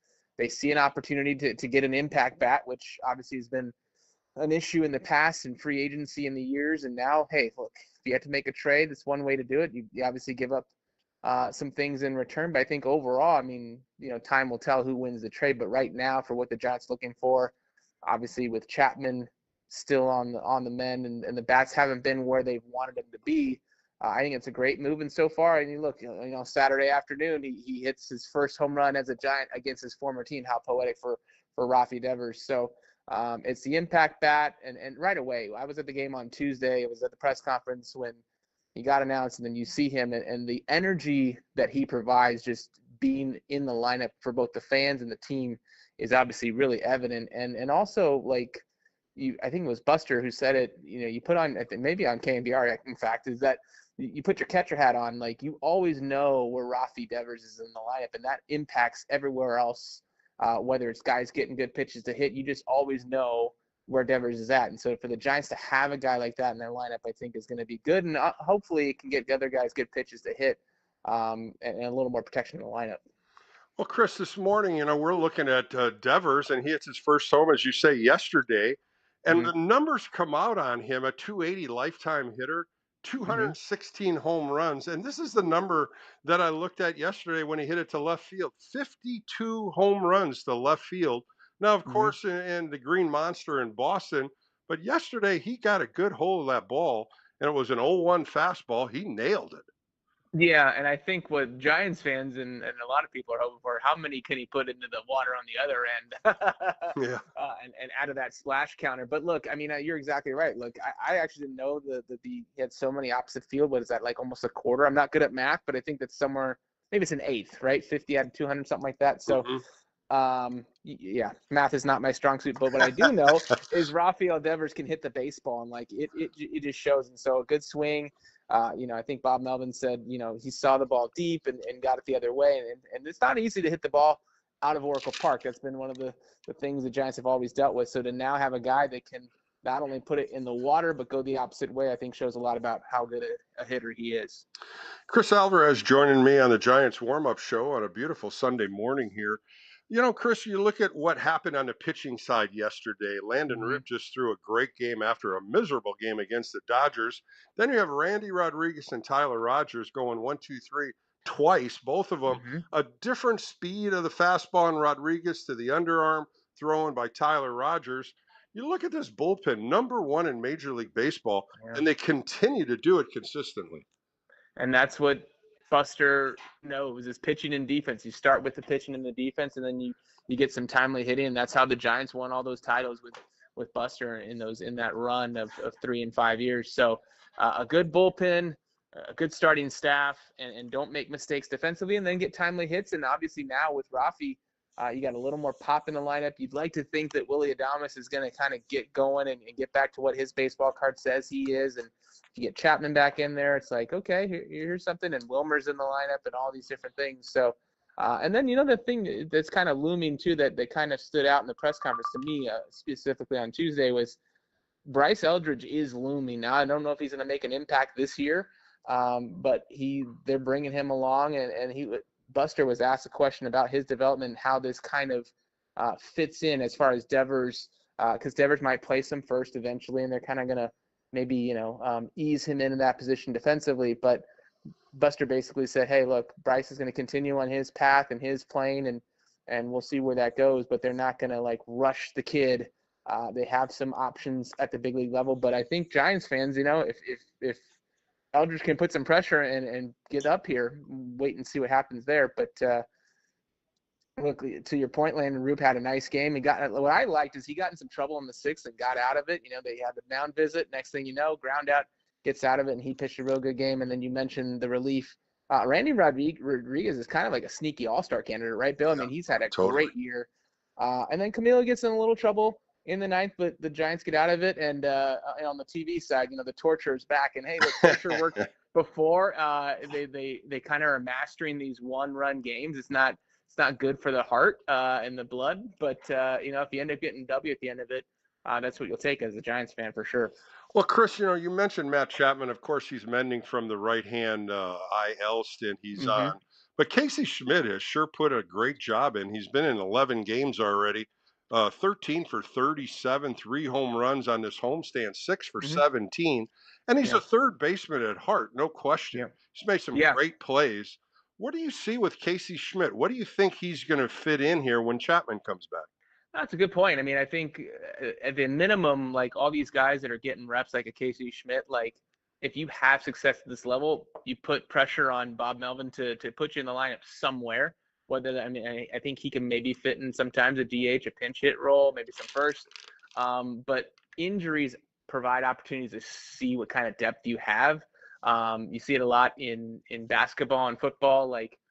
It's not the worst thing in the world. Obviously, you don't want to have Matt Chapman out for any significant amount of time. But when guys like Casey Schmidt can get some good playing time and get confidence under their belt and know they can personally do it, and the manager knows they can do it, that's only going to help you in the long run. So I like what I've seen from him. It was unfortunate. Again, I'm thinking back to Tuesday night. There was a tough base running mistake he made. And look, he's not going to do that every day. But, I mean, I'm just going back to that game of, all the hype. It was such a packed stadium on Tuesday night for Rafi's debut. And, you could tell he was wearing it and felt bad about it. But it's a baseball happens, and unfortunately for him happened in that moment. But overall, I think he's provided a nice spark, and you mentioned the numbers. So if he can keep doing that and play solid defense, the Giants are going to take it until they can get Chappie back on the field.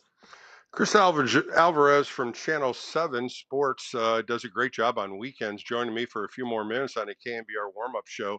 We look at the third game right here, the third matchup game against the Red Sox. Robbie Ray takes the hill against a very good left-handed lineup. The Red Sox are throwing out there 8-2 with a 2.6 earned run average in 15 starts. The walks are only about 30, 35. The strikeouts are close to 100. He has been giving up a few runs lately, but he's still out there competing, and he's getting 6-7 innings in every out. Yeah, I think that's all you can ask for if you're from the starting mound. I mean, in the days of the longer outings, it kind of has changed. As you know, Bill, the game has changed as far as analytics and not wanting to see a lineup a third time around. Robbie Ray just kind of has that attitude that you can tell whether it's the grunt or not, he wants to be in there, and he's pitched really well. I mean, there was that stint, I think, at the beginning of the year, the first 10 games, the Giants didn't lose, whether he got the decision or not. The Giants were winning the games that he was on the mound starting. So that's a good thing to have, and just like his competitive spirit. And I think having that lefty on the mound today gives the Giants a good chance. He's gonna give a good effort, and it's been a fun series. Interleague play, which obviously now with the balanced schedule, you're always going to see every team at least once. It's fun when the Red Sox come to town, and the Yankees obviously will be next year. But it's just been a fun weekend, and obviously you add the trade and the timing. It couldn't have been better as far as intrigue in June as you get ready for the All-Star break, which is looming, 3 weeks away. So a good test for the Giants, both in on the field and in the standings. And look, they're right in it. You just want to keep the momentum strong, have a nice off day on Monday, and then take care of business on the rest of this this homestand, I should say. Well, Chris, including today, there's 4 games left in the homestand. You just talked about it.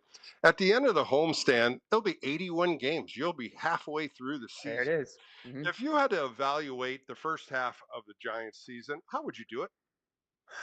I think, it's been to be honest, I've been pleasantly surprised with how they played. You didn't know how all these pieces were going to fit. And to say, again, a guy like Adames, who you have a lot of high hopes for, hasn't done it quite yet with the bat, and to be where you're at, and Justin Verlander hasn't really, unfortunately for him, gotten going, at least, hasn't had a winning decision for himself, which is kind of a surprise.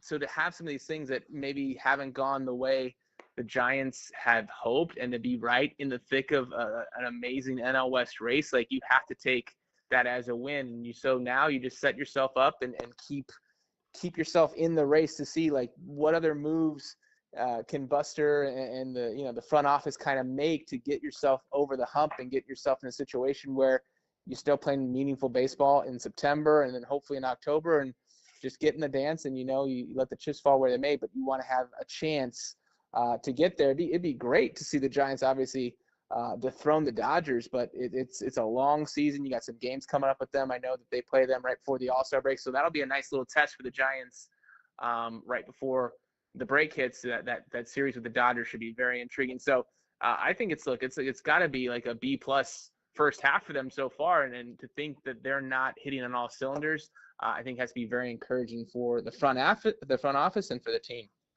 Chris, I'm going to throw you a curveball as we finish up on the warm-up show here. Who do you have for the NBA Finals tonight? Oh, that's a good question. It wasn't a hanging curveball. I was expecting baseball. I'm going to go with OKC tonight. I think that they're the home. It's going to be tough for Indiana, but look, they're gritty. I mean, Indiana showed.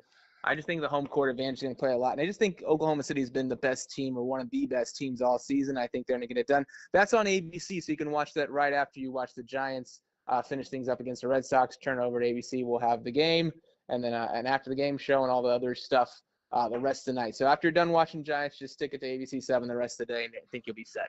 Chris, thanks for waking up early for me this morning on the warm-up show, and it's always a pleasure talking to you, my friend. Absolutely. Have a great day, Bill. That was Chris Alvarez on the Giants warm-up show. More coming up right here on KNBR, the sports leader.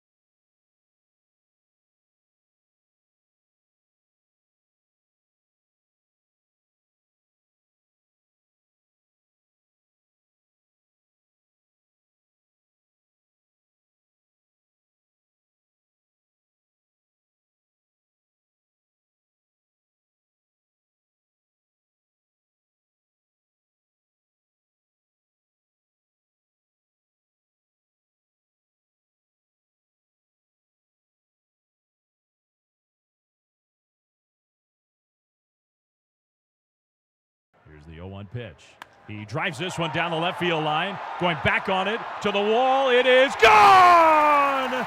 Devers goes deep against the Red Sox. His first Giants home run to the opposite field. And it makes it 3-0 Giants. And a huge ovation for the new Giants slugger. He does it against his old pal. Giants fans, first pitch isn't too far away as KNBR's Giants warm-up continues on the sports leader. Back on the Giants warm-up show with Bill Lasky filling in for Kerry Crowley. That home run by Rafael Devers was the home run of the week, and that's sponsored by Pacific Catch, the Bay's finest seafood destination. Rafael Devers in his second at-bat happening in the third inning against Brian Bayo.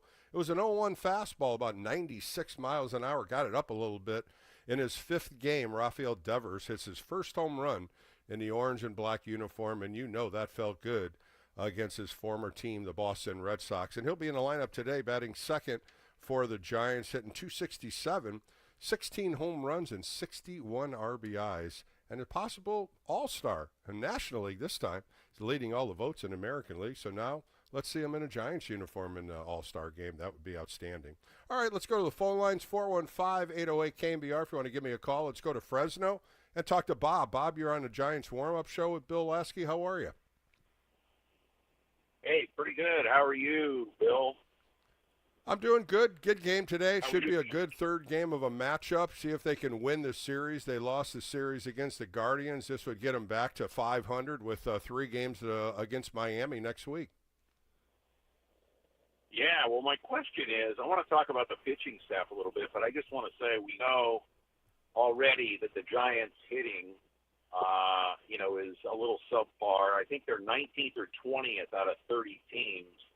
But their pitching has really kept them in just about every game this year. And, you talked earlier about all these one-run games that they've won, which is incredible. The second half of the season, as you know, you're a former major leaguer and you're a former pitcher of all things. You probably know better than anyone. The second half of the season can be a different story. Do you think the Giants pitching will hold up for the second half of the season? I think one of the biggest things you got to look at is in a rotation with Justin Verlander, just coming back from the IL. Didn't have a good outing his first time out. I think that's probably about the only question mark I have in this rotation. Landon Roop's fine. He threw a great game yesterday. Birdsong's had a couple struggles, but the 23-year-old's learning. You got to give him a few games, but he's been pitching good. He hasn't really had a blow-up yet. And, of course, you look at Ace 1 and Ace 2, and that's Webb and Ray, and they've been solid the entire year. I think both of them could make the All-Star game. I don't see any issues in the bullpen. You have some length with Bivens. You also have Jelly down there to give you middle innings. And then you have the core 4 guys. When you look at Rodriguez, you look at Tyler Rogers, you look at Eric Miller, and you also have the closer in Camilo Duvall. I think the bullpen's pretty solid. I think about the only thing I really about is the starting staff and seeing if what Verlander can do. And also, when you look at AAA, you have Carson Wisenhunt, and that's probably the next big name, number 2 prospect for the Giants that could come up and help this team. But, Bob, I look at the offense, and I think that's more what I really want to see get better for the second half. I'm not worried about the pitching staff. I think the hitting has to get better. You talk about one-run games. They've had 34 one-run games, and they've won 19 of them. And when you're looking at a team that's played 77 games and 34 of them been one-run games, I'm looking for the offense to get better for the second half. I think the only 2 people I'm concerned about on the pitching staff are probably Verlander and Duvall. I know Duvall's been a little better as of late, but I still have some concerns about him because of the games I've seen him blow in the 9th inning, and that concerns me. Not that I've lost confidence in him. I think he's a great reliever. But what do you think as a pitcher? What do you think happens to him in the 9th inning? Do you think he tenses up? Do you think he feels the pressure? He's still a pretty young guy. Yeah, I look at him and I look at Ryan Walker, both of them, and Ryan Walker had some great outings as a closer. He's also come in and put some fires out when runners are on base. I think Camilo Duvall sometimes rushes. I think he tries to overthrow the sinker with a movement that moves, and you can't control a sinker. The slider is so devastating when he gets it across the plate. But when you see both of these guys come in, anxiety kind of comes over them, and they try to overthrow the pitch. And as an ex-pitcher, as you say I was, and I was a sinker-slider type guy, you want more movement than velocity. And once you throw it so hard, the movement just takes it away because it just takes it right out of the zone. If they can dial back a little bit, couple mile an hour back a little, that ball will be quicker and the movement of the pitch will get in the zone and hitters won't see it too much. But when you're overthrowing, those are easy takes. That's why I look at both of them in that closing role. They're both young. They haven't been experienced closers as some of these other ones when you look at Chapman with the Red Sox. But both of them have that stuff. They have that lights-out stuff that can put the fire out as closers. But we'll find out, Bob. These are good points you're bringing up. In the second half, we're almost halfway through the first half, and this Giants team surprised a lot of Giants fans, and now by getting Devers, I think the offense might lighten up a little bit and get better. But thanks for the call today, Bob. I appreciate it on a Sunday. All right, let's go to the NL West. I want to talk a little bit about the NL West right now, as all these teams are 1-1 against their opponents. The Dodgers are playing a 105 game, and you're going to see Mr. Ohtani on the hill for the Dodgers. They lost to Washington yesterday. They're 47-31. They're in first place, and playing the Nationals in their third game. And like I said, these teams are 1-1. Of course, the Giants are playing the Boston Red Sox today. They're 3.5 games out at 43-34. The San Diego Padres are playing the Royals same time as the Giants. They're 5 games out, 41-35. And the Kansas City Royals and the Padres are 1-1. So all the top 3 teams are even with the series coming into this Sunday game. The Arizona Diamondbacks are playing Colorado. Diamondbacks have taken 2 games from Colorado in Colorado. Diamondbacks are 39-37 with 7 games out. And then, of course, the poor Rockies, 17-60, 29.5 games out, just trying to salvage a win here and there. All right, coming up next, I sit down with the bullpen coach, Garvin Alston. We talk about exactly what Bob from Fresno was talking about, the bullpen. A lot of good insight from Garvin Alston. Sit back as a conversation with the bullpen coach, Garvin, coming up next right here on KNBR, the Sports Leader.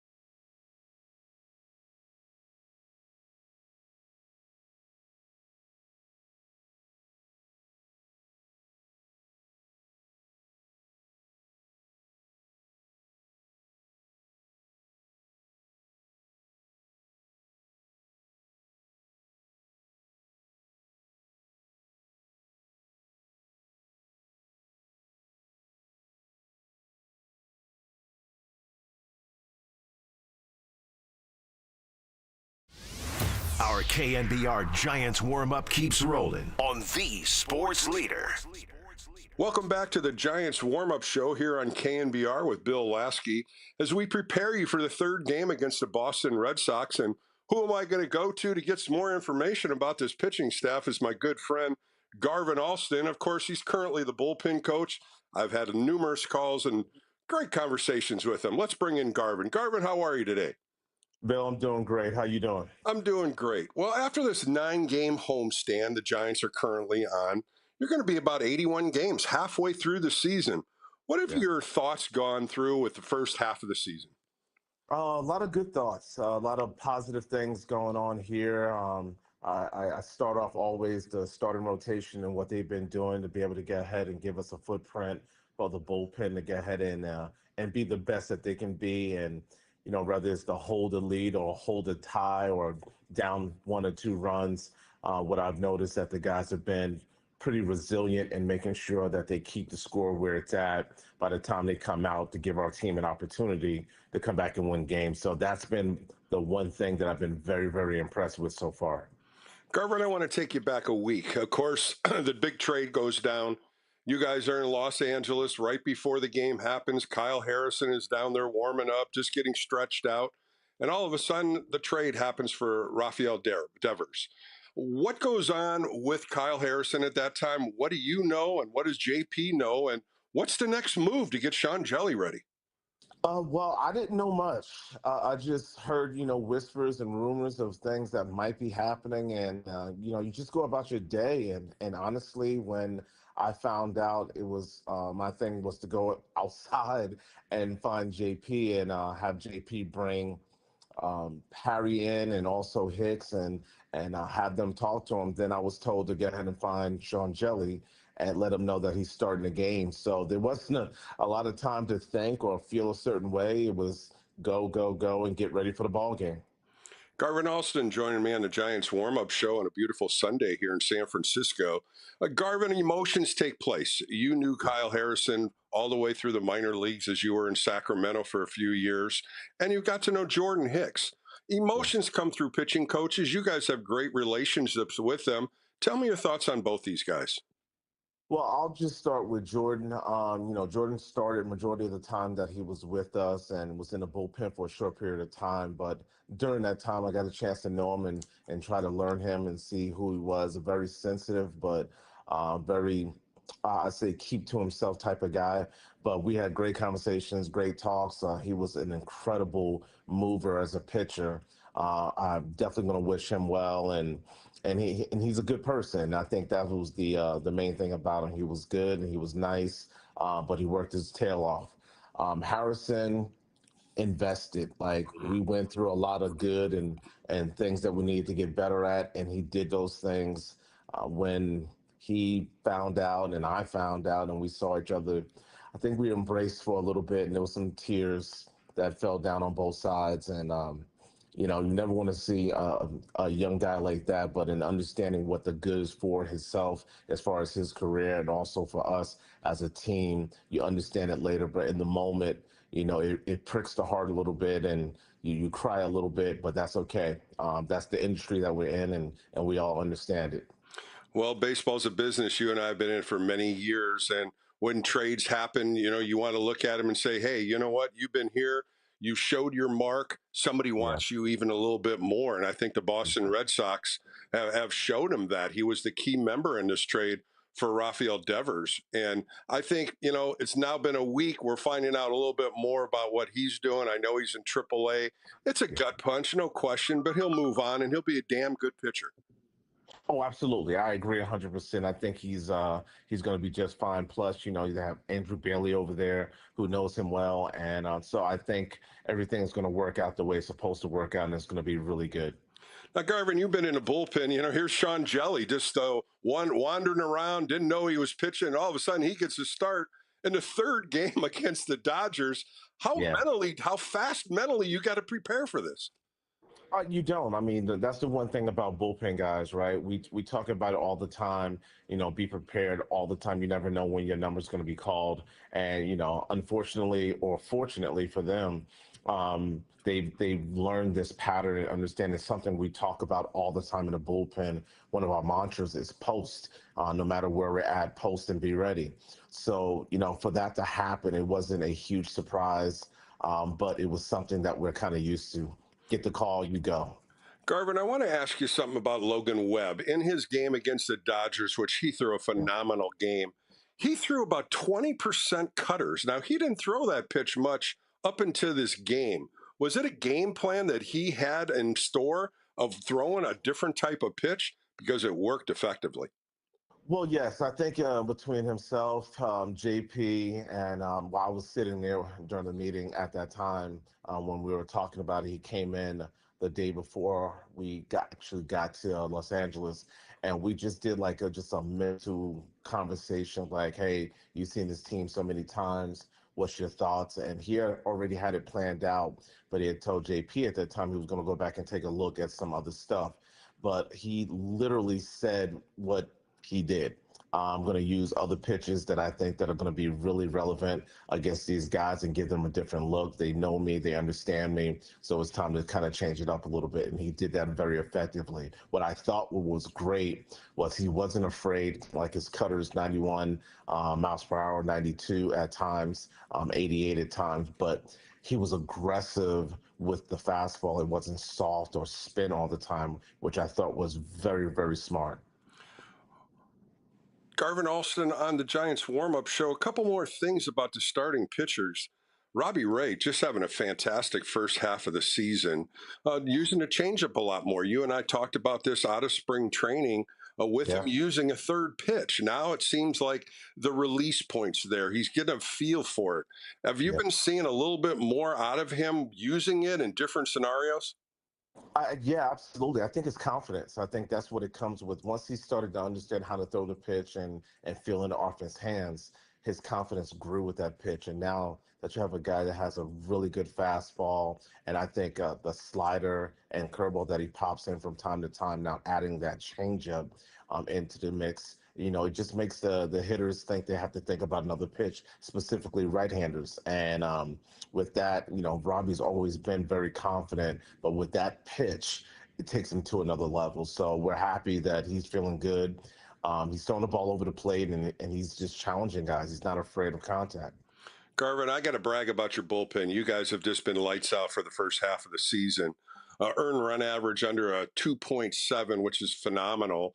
When you're looking at some of the numbers, over 20 saves, less than 75 maybe earned runs. The walks are under 100. The strikeouts are over 200. What is making this bullpen gel, and what is making this bullpen be so consistent? I actually talked about this not too long ago. If you take a look at our bullpen and look at the guys, they're all everyone that's within the organization. So I think there's a trust factor in the things that that we've been talking about, specifically when I'm down in the bullpen and we're kind of going over guys that I've had since 2022 or 2021. And so just that familiarity with these guys and them understanding that, the coaching staff knows what they're talking about along with their talents, and trusting that they're kind of gelling and understanding that they don't have to do more than what, people think they need to do. These guys are extremely talented and they work their tails off. And we're by no means we're perfect right now. We got a lot of things to clean up, and we're going to do that. But at this present moment, the guys have answered the bell, and I get back to it. I talked about it in spring training. Post. I want you guys to post. The more times that you're posting and prepare for games, the more times that you're going to have a positive outcome. Well, you look at the middle relievers and the closer, Walker, Rogers, Miller, Rodriguez, Duvall, all over 30 games already when you're almost in halfway through the season. Is it arm fatigue start killing you right now? Is it what happens with these relievers once you start getting into a lot of games? I know there's a dead arm period, but I think Bob Melvin, JP, and yourself, you guys are puppet masters, I call you, because you're using all different guys at all different scenarios, and it's working perfectly. It's trust, right? It comes down to if you do your job as the pitcher, the manager will trust you in certain opportunities in certain moments, and in doing so, everybody gets their rest. Everybody gets their moment to get ahead and sit down and say, you know what, I trust this person to take over for today. I'll take a day. And Bob has been extremely good at understanding that. And we've been in great communication, myself, JP, and Bob, in regards to how guys are feeling, if they need a blow for a day or maybe 2 days, and trying to keep these guys as healthy as possible, because that's important as well, to keep them healthy. And knock on wood, things have been going well so far. Garvin Alston on with the Giants warm-up show with me for a few more minutes. Different catchers. Patrick Bailey goes down. A lot of different catchers are jumping in here and working with these pitchers. How difficult is that for pitchers to understand these new guys and what they're putting down? And are they getting more comfortable with them? They are getting more comfortable. There's been some pitch sequences and things that they're not used to, where if Bailey was back there, more often than not, they would understand exactly how the game is going. And we're still in, player development mode here as well, and understanding swings, understanding takes, and so guys can see certain things. So that's still a work in progress. But yeah, I go back to, again, spring training. We have those moments to be able to sit down with catchers and understand what they do and how they do it. And, our staff collectively, all the way around, we do a good job in making sure that they understand the pitchers and vice versa. So getting used to them is one of those things where it's just refamiliarizing yourself to what they do and how they do it. Garvin, you talk about a couple things to be cleaned up, and I just want to talk about Eric Miller a little bit. 18, 20 walks right about now. A lot of walks, and he's a strike thrower. What's causing him to get behind hitters? And most of the time, he walks that first hitter. Yeah, trying to do too much. Trying to be perfect. And anyone who knows Eric, he's a very studious young man, and he's really into it as far as understanding the metrics and things of that nature, and he wants to succeed. And sometimes it becomes too finite for him, and he misses the zone in the plate. Like physically, compared to last year, he's similar to what he was doing last year, but there's one or two pitches that he's missing, whether it's the four-seamer up just a little bit, or if the sweeper or the changeup may not be in a position where he wants it. But he's trending to where we would like for him to be. Garvin, last one for you. Relief pitchers worry about the runners on base when they come in more than their own stats. Why is that? Why do they just want to make those guys stay on the bases and get their job done? And they get really upset when those runners score. It's pride, right? We understand that it's for the next person. So the person that was just on the mound and they left somebody on because Bob made the decision to go ahead and bring in someone new to go ahead and keep that run there. So it started last year in October, November, just going over some stats on Fangraphs, and I noticed where we were at as far as holding runners or leaving runners on base, and I was not happy about it. So I sent Bob a text message, and it's like, this will be better next year. It'll be a point of emphasis. And it was in the off season by letting guys know. I think it starts mentally before it starts any place else. So we started sending different notes to different people, particularly Ty Rogers and those guys, and just talking about how we can be better and more effective and making sure those runs don't come across. Well, it just translated into spring training and harping on the small things and paying attention to the margins and making sure we do the things we need to do to make sure those guys don't score, not for yourself, but for the guy that just left the game. So that's kind of been an emphasis for us as well. Garvin, a pleasure talking to you again. Thank you for your time, and keep up that work with that bullpen, my friend. We will. Thank you, Bill. Thanks for having me. That was Garvin Alston on the Giants warm-up show. More coming up right here on KNBR, the Sports Leader.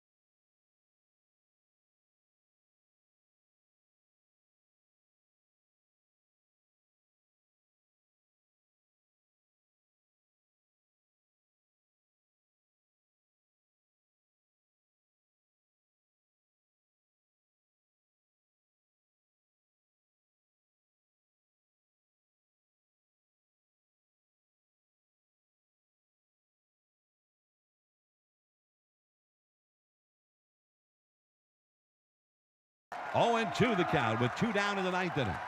The pitch on the way, and a ground ball to short. Fielded cleanly by Adames, and he throws him out at first. And the Giants have won it. And it was a ragged 9th inning for Doval. And the Red Sox got their first 3 hitters of the inning all reaching with hits. But then finally, Camilo got each of the final 3 hitters of the inning and gets the save for the Giants, and it wasn't easy. Welcome back to our KNBR Giants warm-up on the Sports Leader. All right, we're back on the KNBR Giants warm-up show. My name's Bill Lasky, filling in for Kerry Crowley, the big right-hander, throwing you a couple curveballs with these the lineup of guests I've had on today, and we got one more coming up in a little bit. PJ Pilittere, he's a hitting coach with the Sacramento Rivercast. He's going to give you a little insight on who's hot down there, and there's some great insight coming in here, so you don't want to miss that. Today, of course, the first pitch, 1:05 right here on KNBR.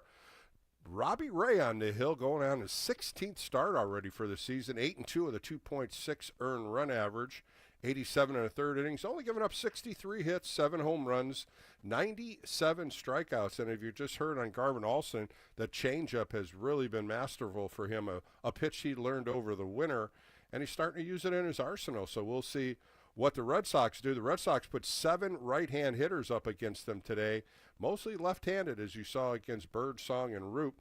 But today we're going to see a pretty much over right-handed lineup for the Boston Red Sox. We'll give you that lineup in a few minutes. Lucas Giolito going after the Giants today on the Red Sox side. 30-year-old right-hander, 3-1 with a 4.7 earned run average. 45 and 2/3 innings pitched, 50 strikeouts, 24 earned runs. His last 2 starts, he's gone 12 innings, 6 hits, no earned runs. So we'll see what Lucas Giolito does today against the San Francisco Giants. 415-808 KNBR. Got a few phone calls. Let's go to Stockton and talk to Rick. Rick, you're on with Bill Lasky on the Giants warm-up show. How are you today? I'm doing well, Bill. How are you?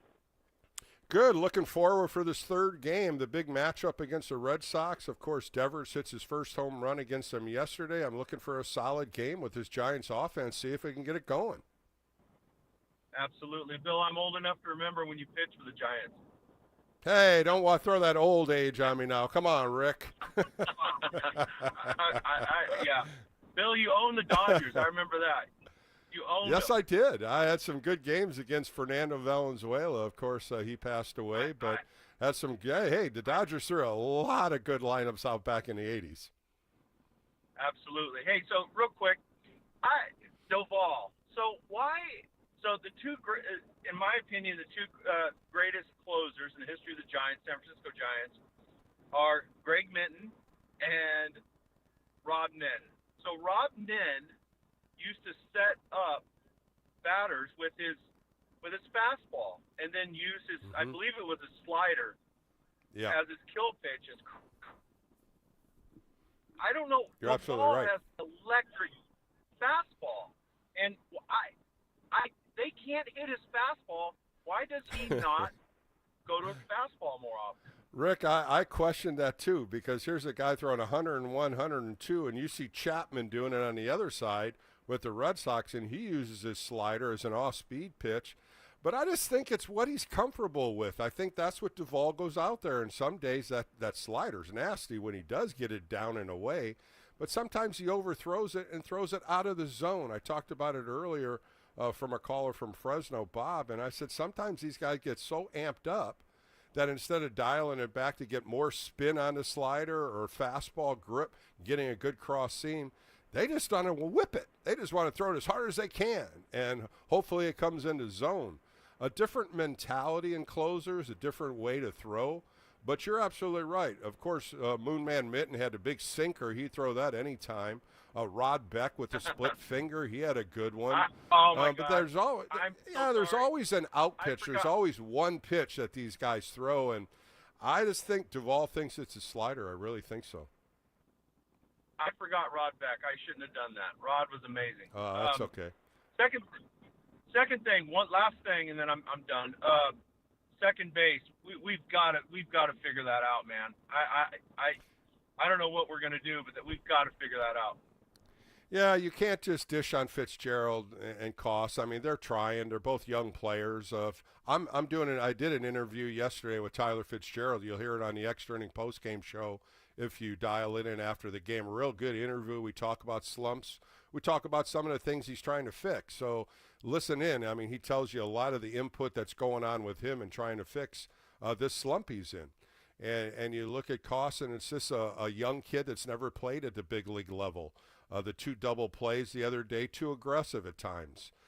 They're young players, but you can't just throw them away and go get a veteran player just to fill in. I think what he's going to do, I think Posey and Melvin are both looking at what's going to happen when Chapman comes back, and you might see Casey Schmidt over there a little bit more. Casey Schmidt's going to play. He's hitting the ball real well in the 11 games that he's played, and we'll find out. That is a hole. You know they're looking at it. This is a management that's going to try to do their best to fulfill the negatives and try to make them positives, but I don't believe they're just going to go out and get a second baseman when you got a lot of young players, prospects that are fighting to play there every day. And, you know, I'm hoping Tyler Fitzgerald gets going. He had a good month in July last year in the second half. He really did hit a lot of home runs. So give him a little bit more time, and we'll find out, Rick, on what the Giants will do by All-Star break and hopefully by the trade deadline. But thanks for the call on a Sunday. It's a pleasure to talk to you, Rick. Let's go to San Francisco and talk to Mark. Mark, you're on the KNBR Giants warm-up show with Bill Lasky. A beautiful Sunday afternoon. You going to the game today? No, I'm not going to the game. I will be watching it. What I wanted to talk about, Bill, was Buster Posey and how he builds our farm system, and the draft coming up in July, I think is going to be really vital. How he can build our farm system up to compete with the Dodgers and the Padres in our division. I think that's going to be key going forward. And I'm also really looking forward to seeing Carson Weisenhunt pitch and Bryce Eldridge coming up at some point. Mm-hmm. So I'm excited about those two players and can't wait to see them. But I think we need to really look at how we build this team going forward, and we need a good farm system, and I'd like to see what Buster can do in that department. Yeah, I think what Buster did by putting Randy Wynn and Kyle Haynes together to look at the talent, to watch what they're doing. Randy Wynn has just been fantastic in judging personnel. Of course, he's been a roving coach for many years with the Giants, and now he's helping Kyle Haynes put that minor league system together. I think that's what we got to rely on, and what they have down there, and what these guys are moving slowly through the ranks. I'm right there with you. Carson Weisenhunt's going to be a star. He's a top left-hander. I think that's one of the reasons why the Giants kind of gave up on Kyle Harrison. Really didn't give up. They put him in the trade because Carson Weisenhunt is a little younger, and he's got better stuff when you really look at what these arsenals are from Harrison to Weisenhunt. On the other side, Bryce Eldridge is a young, upcoming 20-year-old smoking the ball right now. You'll hear a little bit about what PJ Pilittere tells a little bit about him on my next interview here. He's a AAA hitting coach. Talks about a few of the young, talented players in AAA. But I'm right there with you. I think, Mark, they're going to look in, and I really believe they have to get better at the catching position. Patrick Bailey's your number one catcher. They really don't have a lot of quality catchers through the minor leagues unless you're looking at A-ball and AA. I think this is a position they're really going to have to work on to strengthen that position in the minor leagues and have them ready when Patrick Bailey's next up. So a couple positions that they're going to look at. Of course, starting pitching is always something they're always going to have a lot on. Relief corps, as we all talk about Buster Posey wanting defense and pitching, that's how they won the 3 titles when he played as a catcher. But I'm right there with you, Mark. I'm looking forward to seeing what they do in this upcoming draft. Okay, thanks, Mark. I appreciate your call. All right, coming up next, I just talked about it, PJ Pilittere. He's coming up next. I had a nice sit-down with him. As we get to know him, as he's the new hitting coach, of course, Damon Minor came up to the big leagues. Bob Melvin and Pat Burrell brought him up. Great move right there, bringing Damon up. He was in the minor leagues, especially at the AAA level, for close to 10 years, learning a lot of the young players that are now in the big leagues. And when you look at this new player, this new coach, PJ Pilittere, he is a guy that's been in the big leagues with the Yankees and the Rockies. and he gives you good insight. He really talks shop, and I love talking to him, and I'll have him on more on the extra inning post-game shows as the year continues. So we're going to learn a little bit about him coming up next, as I sat down with him earlier in the week when they're playing Salt Lake City, and we'll find out a little bit more about the Sacramento River Cats bats, and we'll find out up next right here on KNBR, the Sports Leader.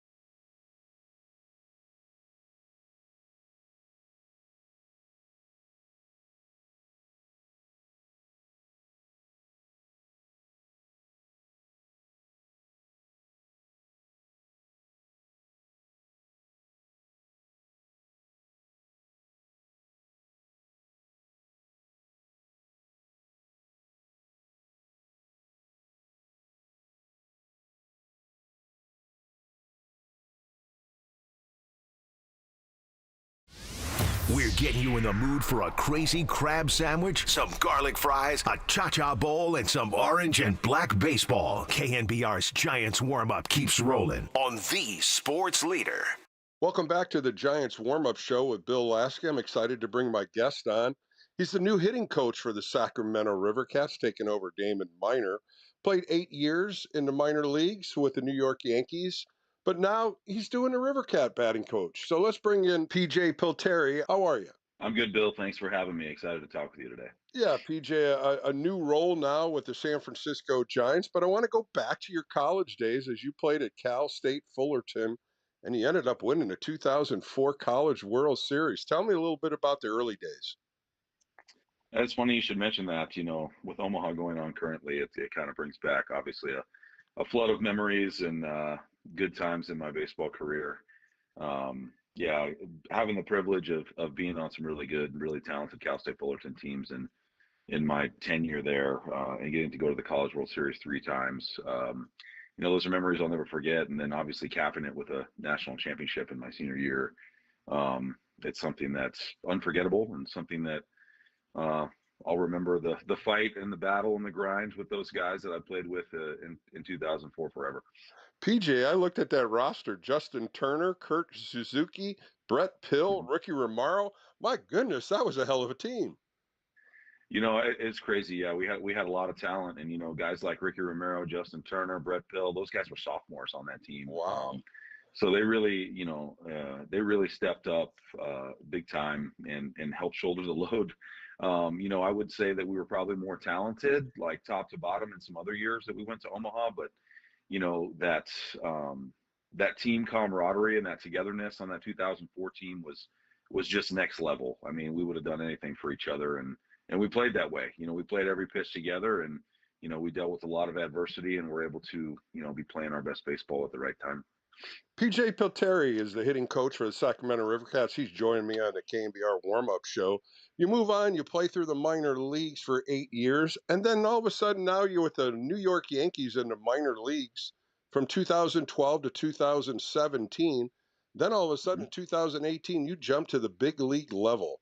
Tell me a little bit about that whole thing happening, and you had to be pretty excited to be in New York City. Yeah, I'll tell you what, Bill, it was a heck of a ride. Getting to play professionally for 8+ years was special in its own regard. But, I always knew that coaching was in my future. And, starting the cycle of coaching, going all the way back to, the rookie level as a coach and working my way through the system as a coach. I mean, I was fortunate to have a lot of really good players along the way. And to get the call in 2018 to inform me that I was going to have an opportunity to be a major league coach it was everything. It's, as a kid, you dreamed to play one day in the big leagues. To be fortunate enough to do that, and to have my first day in the big leagues be a coach was poetic for me, because it's something I knew I always wanted to do. And getting a chance to compete in the highest level and in New York City with that fan base, and that city very rabid about their Yankees, and expecting world championships every single year. I mean, that's the ultimate form of competition and preparing and competing every single day. And those are experiences and memories I draw on, and will, always use those moments and experiences and things I've learned in competing at that level in New York for the rest of my career. Well, PJ, for a few years, you had to watch Aaron Judge, Giancarlo Stanton, DJ LeMahieu. I mean, these guys are just one after another. And you're in there working with them each day. How cool was that? And how were they with you? Were they open-minded? Would they work with certain drills that you put up there?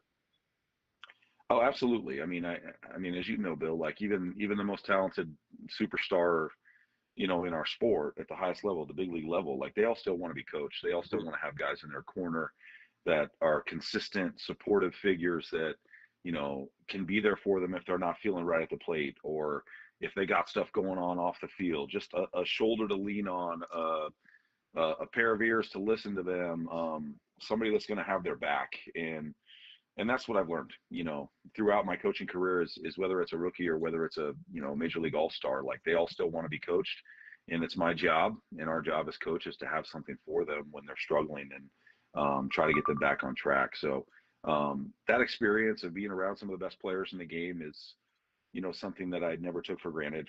It's something that always kept me in perspective and kept me very grateful to be in that position every single day. Well, PJ, you move on in 2021 to the Colorado Rockies, a whole different era how to hit in that ballpark. The ball carries so well, and you have to be jumping out of your shoes when you see these guys launching balls out of there daily at Coors Field. Well, one of the guys I always appreciated was Charlie Blackmon. I just loved how he played the game, his swing path, just knowing the veteran leadership he had. Tell me a little bit about him and your experience in Colorado. Yeah, I mean, it's great that you bring up Chuck. I mean, Charlie is the consummate professional. I know a lot of people use that term loosely, but this is the definition of it. I mean, this guy, whether we were winning games, losing games, competing for a playoff spot, didn't matter. This guy prepared the same way. And, a crazy little story is, Chuck retired last year, and to be a part of that was very special. I mean, it even brought a tear to my eye to watch him retire. But at the same time, this is the last game he knows he's going to play ever. And he's still in the video room pregame before a day game, preparing like it's, like any other day, like he's a rookie and getting ready to play a major league game. And just the consistency that he showed and provided every single day was something to not necessarily be in awe of, but it's something you definitely respected. And it is something that definitely made you a better coach because you wanted to be prepared for him to try to be on his level. Like you mentioned, DJ LeMahieu, they were teammates in Colorado, and I got to coach DJ in New York, and there's like the similarities between these guys. You could tell that they were very close when they played together, and that level of professionalism and focus is just, it's next level. It's some of the best that I've ever been around. PJ Pilittere joining me for a few more minutes on the Giants warm-up show.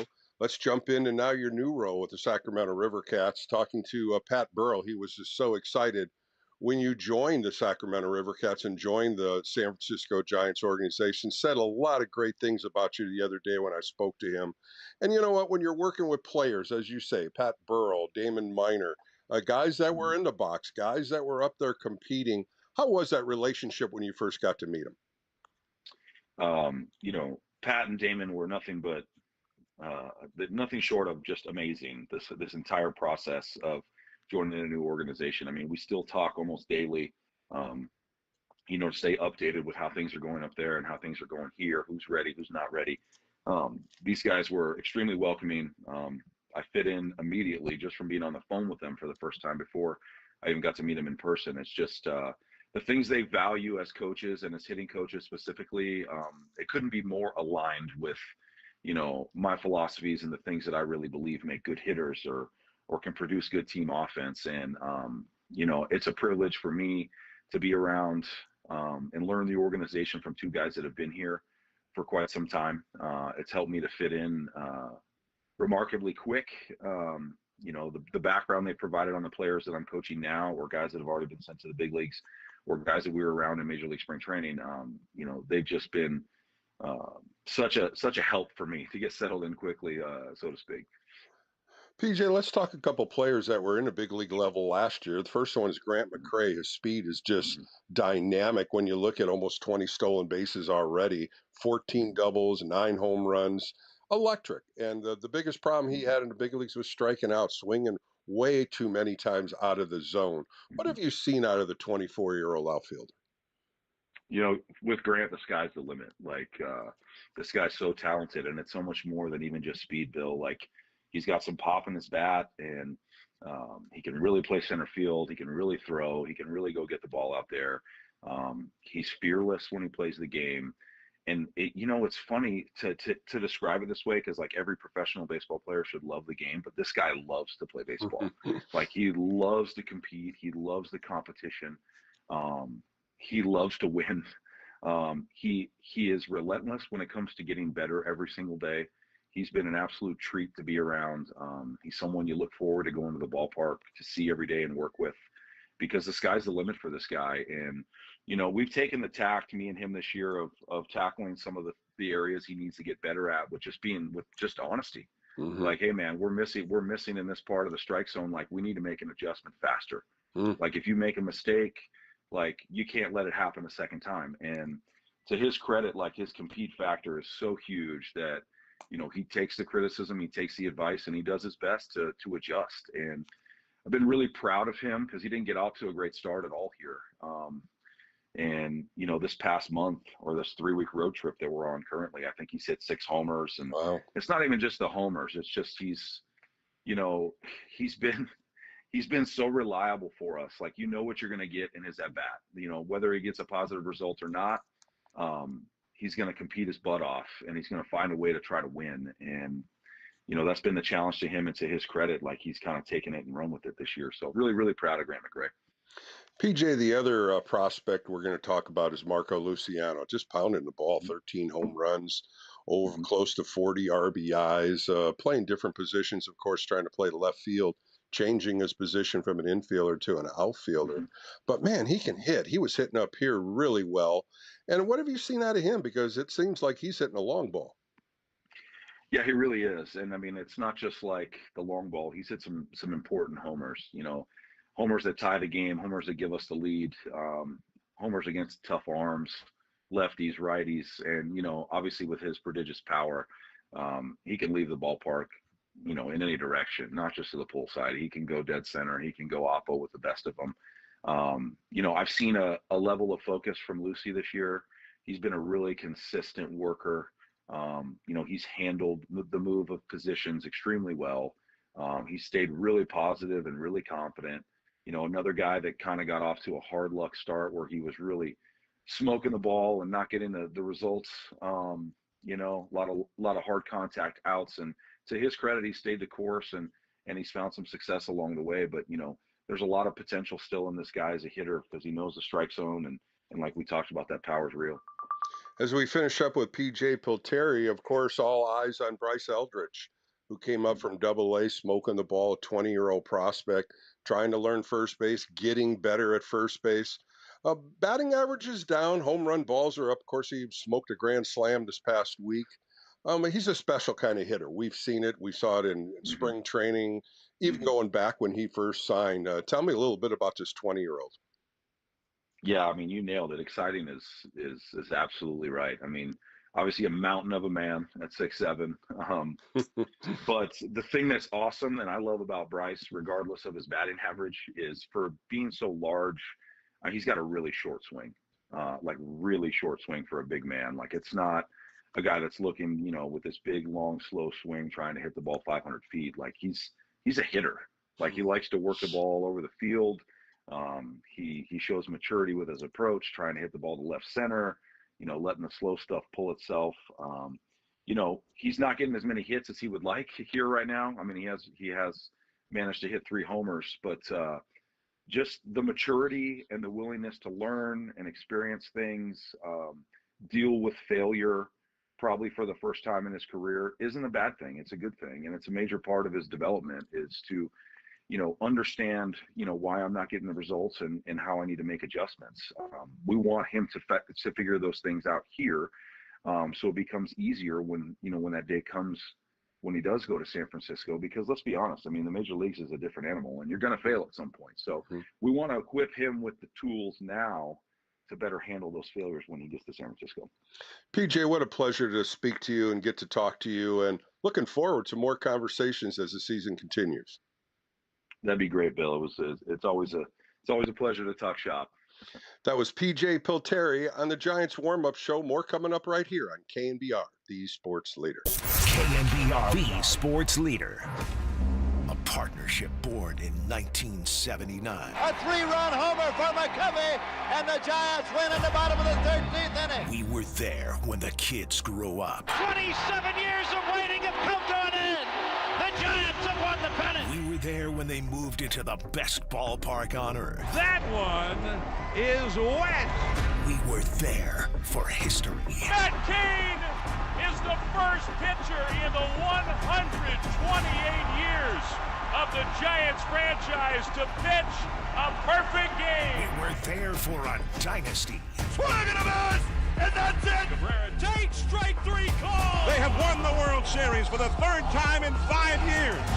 And we're excited to announce an additional 4-year commitment to carry our partnership through our 50th year together in 2028. We are your proud home of San Francisco Giants baseball. KNBR, the sports leader. While Bob Melvin preps the men in orange and black, we'll prep you for today's ball game as our Giants warm-up continues on the sports leader. Back on KNBR with Bill Lasky. Before we get to the pregame show, I want to thank my guests today, Mark Hallberg, Chris Alvarez, Garvin Alston, PJ Pilittere. You can hear all those at the All KNBR podcast if you missed any of those interviews. And tonight, after the Giants and the Red Sox finished their 3rd game, I sit down with Tyler Fitzgerald. We talk about his struggles he's having and how is he doing with the mental and physical part of getting better. All right, let's take a look at the quick lineup right here for the San Francisco Giants at the 1:05 first pitch with Robbie Ray on the hill. Mike Yastrzemski will be leading off. He'll be in right field. Rafael Devers will be the DH hitting second. Elliot Ramos will be hitting third in left field. Wilmer Flores hitting fourth, playing first base today.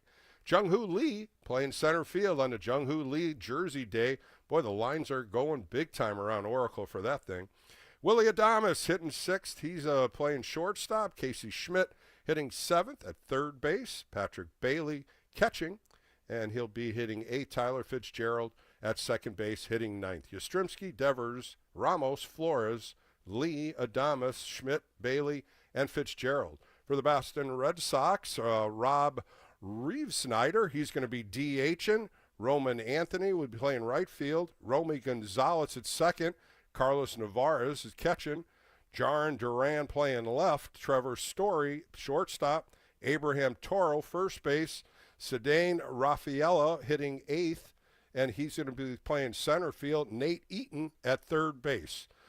Reesnyer, Anthony, Gonzalez, Navarez, Duran, Story, Toro, Raffaello, and Eaton. My good friend Tim Flannery's back in the Bay Area. He played in Berkeley last night. He's at the Commonwealth Club tonight. For tickets, go to timflannery.com or go to commonwealthclub.org. Coming up next, the Giants pregame show, and we'll have Diamond Notes coming after that. For Bill Lasky, have a great morning.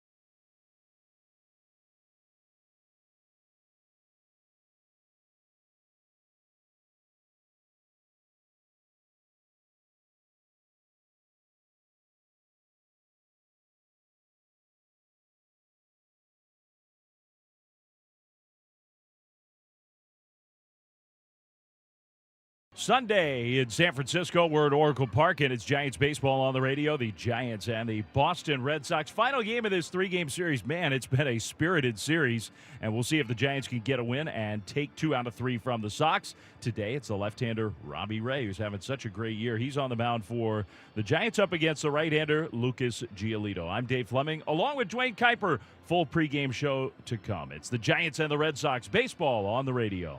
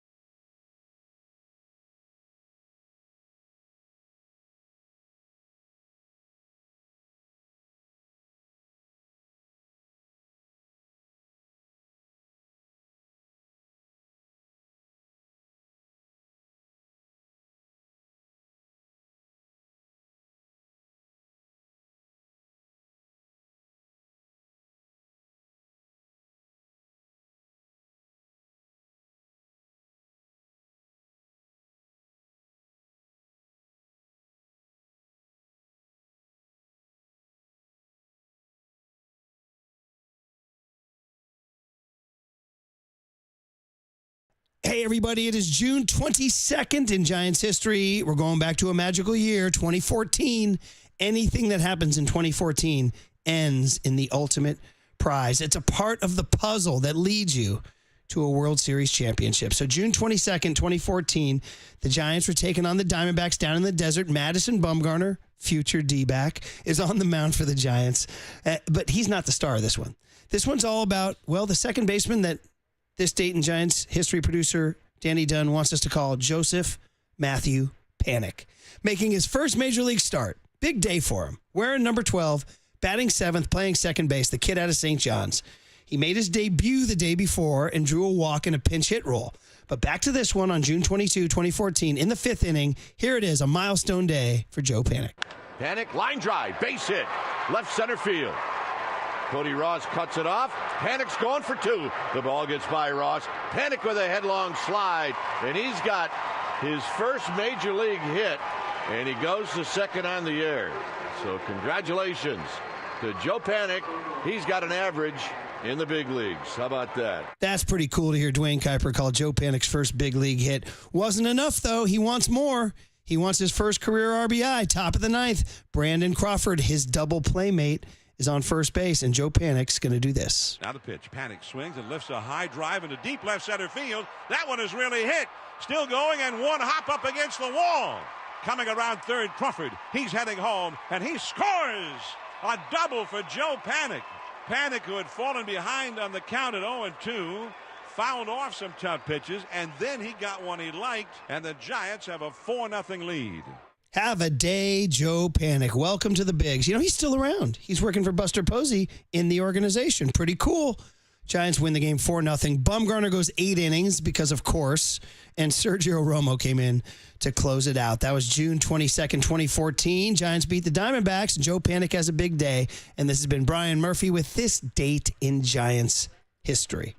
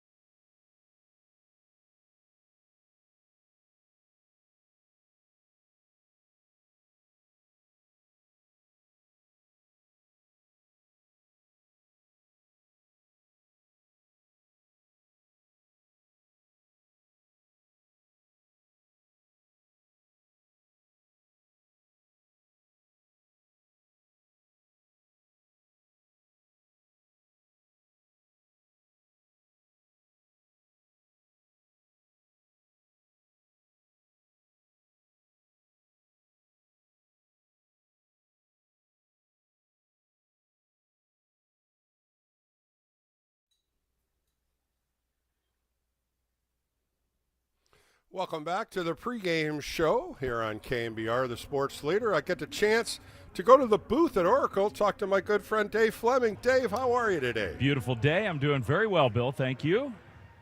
Well, it was a pleasure listening to you and your brother Will yesterday, but I want to dive in a little bit. I had an older brother, but did you guys compete a lot in games? What you do around the house? Did you play a little backgammon or chess or anything like that?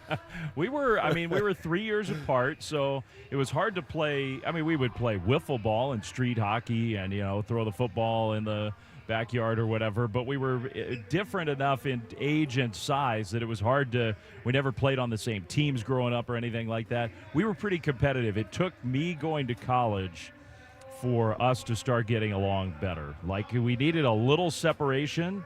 It's hard when it's only two of you and, older brother, younger brother dynamic. As soon as I got out of the house and was gone, we became much better friends. So ever since then, we've been like best friends, and it's a great brotherly relationship. I wouldn't describe it as that for most of the time when we were really kids. Well, you two guys sounded great yesterday. It was a great pair, a lot of laughter going through the broadcast. What did he have to say about the Rafael Devers trade on his side coming from the Red Sox? Well, I think two things. Number one, he really likes him. I mean, he saw almost all of his at-bats of his career up close and personal, and he's gotten to know Rafi over the years, and he's definitely rooting for him. There were a lot of hurt feelings, though, on the Red Sox side about the way it all went down. And I understand it. From my perspective, I probably have a different opinion of how it was handled on their end as an organization, as a franchise. And I understand why Devers wasn't happy with the way it was handled. But I think, the Red Sox feeling has been we paid this guy a huge contract, made him the center of our franchise, and part of the agreement is you do what's best for the team. And for me, it doesn't totally work like that, at least not with a completely blank slate to do whatever you want. And so I think, the Red Sox were hurt by the fact that he wasn't as flexible as he appears to be here. We'll see how it plays out. I mean, the Giants aren't going to rush this guy playing first base. They're happy to have him. They want him to be comfortable. Yeah, my brother's definitely rooting for him. He was a great Red Sox. Dave, watching Rafael Devers hit, he hits to the left field, right field, hits a ball great to center field. Yesterday, he hit that ball to left field, and I looked up a number, 216 home runs in his career. That was his 52nd to left field. Now, you and I both saw Fenway Park with the big green monster. That's a big number going opposite way. It is, and I think a lot of that is because of the green monster. Like, he adjusted his approach and swing, and I think, especially day games here, I think that approach works well with his kind of power. If he weren't a power hitter, you're a left-handed hitter going the opposite field here, and you don't have home run power, that may not be a great game plan. But with power, I think that's a good way to go. The ball travels to left here during the daytime. So I expect we're going to see a good bit more of those. Then you also saw in the next at-bat, he tried to launch one into the bay, and I think we're going to see some of those too. This guy's just a very gifted hitter. It's not a grooved swing. This isn't a guy who swings the same way every pitch, every pitcher. He will adjust his approach, ballpark, weather, circumstance, who he's facing. Like, he's that talented. He can do it. Dave, don't go anywhere. We're going to assess the first 81 games when I come back with you. And so we'll take a quick break, come back with more right here on KNBR, the sports leader.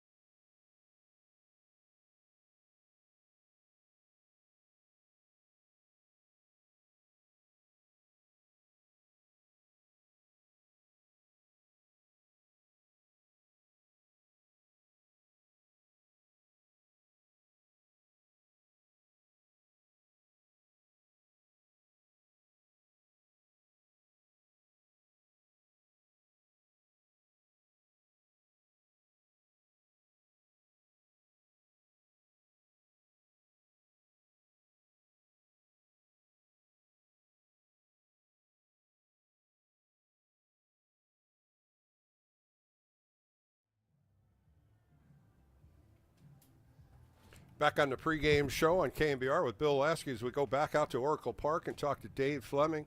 Dave, after this Miami series, there'll be a 9-game homestand. The Giants will have completed 81 games. I'd love to hear your assessment of the first half. Very positive. Pitching is what this team was built to revolve around, and the pitching's been excellent.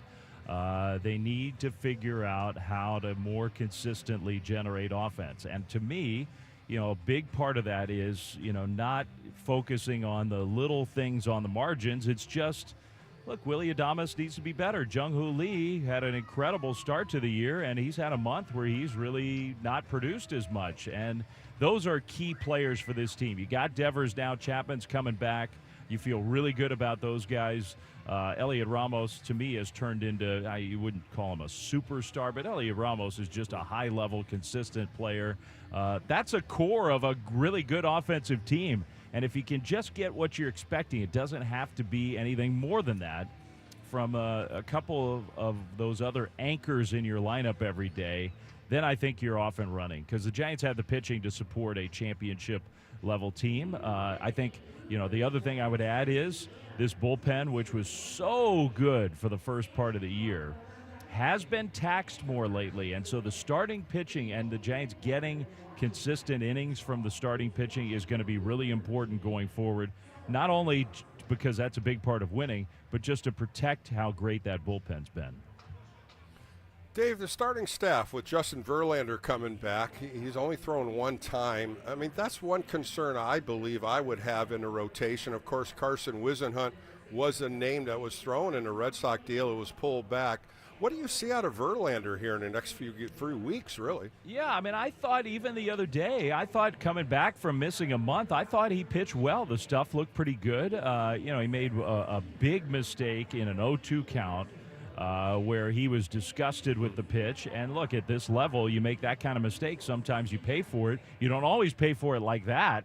And you give the guy Schneemann credit for hitting it out against him. But other than that one pitch, I actually thought he threw the ball really well. Now, part of it's going to be, does the body hold up? Does the nagging stuff start to pile up? Or was it just a one-time thing? But I think the Giants are feeling like they have a chance to get a very solid second half from Verlander. Last one for you, Dave. A match today, the third game of a three-game series against Boston. Your thoughts on Robbie Ray against Lucas Giolito? Yeah, the Red Sox typically have hit left-handers very well. And you look at the top of their lineup, Rob Refsnyder, we haven't really seen him in this series. He's good against lefties. The guy who's hitting third, Romy Gonzalez, very good against lefties. Trevor Story's done some damage. Rafaela, we've seen him swing the bat. So it's a lineup that has done well against left-handed pitching. That means it'll be a challenge. It's a day game. The ball's going to be carrying. So as good as Robbie Ray's been, and I expect him to pitch well again, this doesn't feel like the kind of game where the Giants, like yesterday, can have 4 hits and get out of here with a win. Like, you got to support him a little bit today. As good as we expect him to pitch, the offense needs to do its part. Dave, a pleasure to speak to you today. Have a great call, my friend. Always enjoy talking with you, Bill. Talk to you soon. All right, coming up next, Diamond Notes right here on KNBR, the Sports Leader.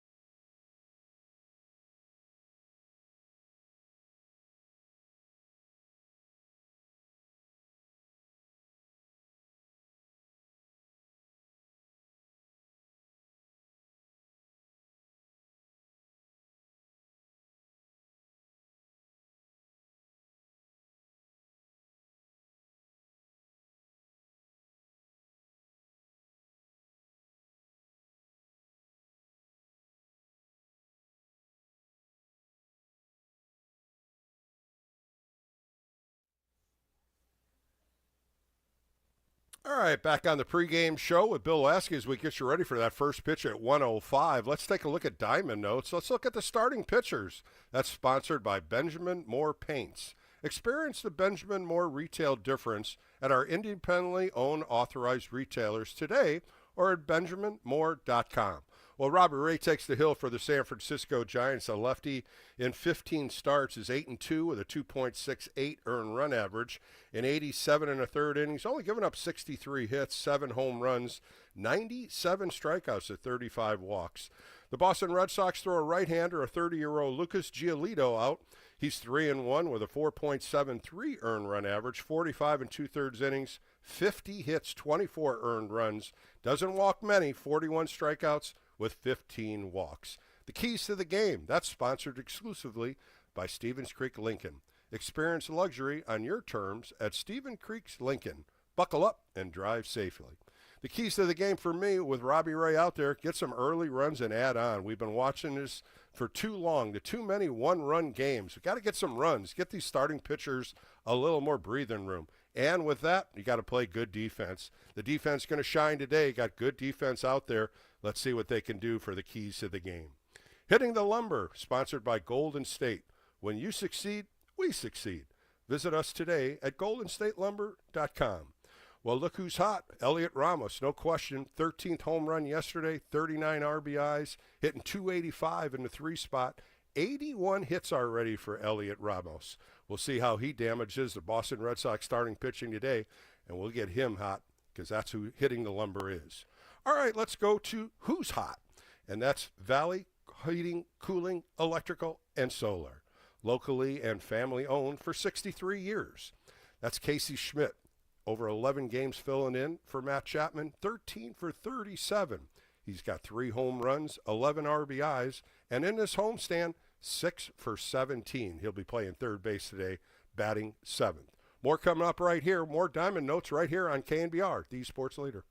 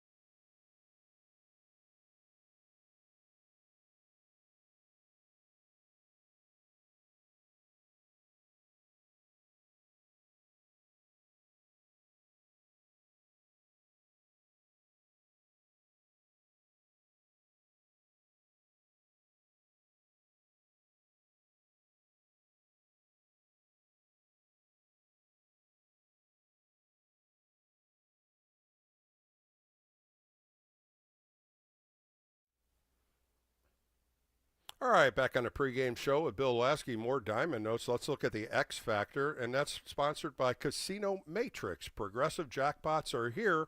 Where are you? Just drop in at 1-800-GAMBLER. Well, we're going to go right to that Rafael Devers, and of course he got traded over to the San Francisco Giants. He is my X factor today. He hit his first home run in the orange and black yesterday, and we were looking at what he can do. Rafael Devers is the man. 267 batting average, 16 home runs, 61 RBIs, and he is my X factor. All right, let's go to the out-of-town scoreboard. That's sponsored by NorCal Toyota. Let's go places with the Toyota out-of-town scoreboard. Well, there's a couple games on tap right now. The Pittsburgh Pirates are beating the Texas Rangers 7-2. That's in the top of the 6th inning. The Blue Jays are beating the White Sox. That's also in the top of the 7th inning, 2-1 in Toronto. The Marlins are beating the Braves. The Marlins will be in here next week. They're beating the Braves 5-3. That's in the top of the 7th also, and that's in Miami. The Brewers over the Twins in the bottom of the 4th, 5-3. The Reds and the Cardinals are tied in the 5th inning. The Mariners and the Cubs in Chicago. The Mariners are really a good team this year. They're winning 4-1 against Chicago at the end of the 4th. The Diamondbacks and the Rockies just started. The Diamondbacks are winning 1-0 in Colorado. That's in the top of the 2nd inning. All the rest of the games are going to be starting at 1:05. Cleveland Guardians in Sacramento against the Athletics. And then the Astros against the Angels. The other game on tap, and Washington Nationals against the LA Dodgers. That's a 1:10 start. Ohtani will be getting his second start for the Dodgers. The Royals and the Padres also. Lugo against Vasquez in San Diego. The Mets and the Phillies is going to be the ESPN game night at 4:10. One game did final. The Yankees beat the Orioles earlier today in New York 4-2. Join me on the Extra Inning post-game show tonight after the game. Tyler Fitzgerald and I sat down, talked about his woes of in the slump that he's in, what he's doing mentally and physically to try to get out of it. Great little interview I had with Tyler Fitzgerald. For Bill Lasky, more coming up right here as we go back to KNBR, the sports leader.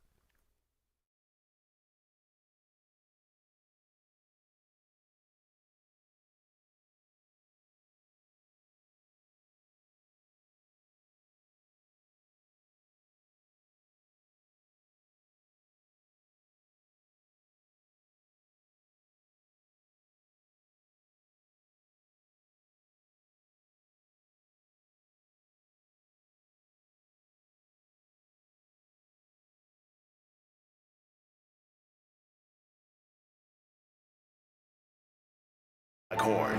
The Splash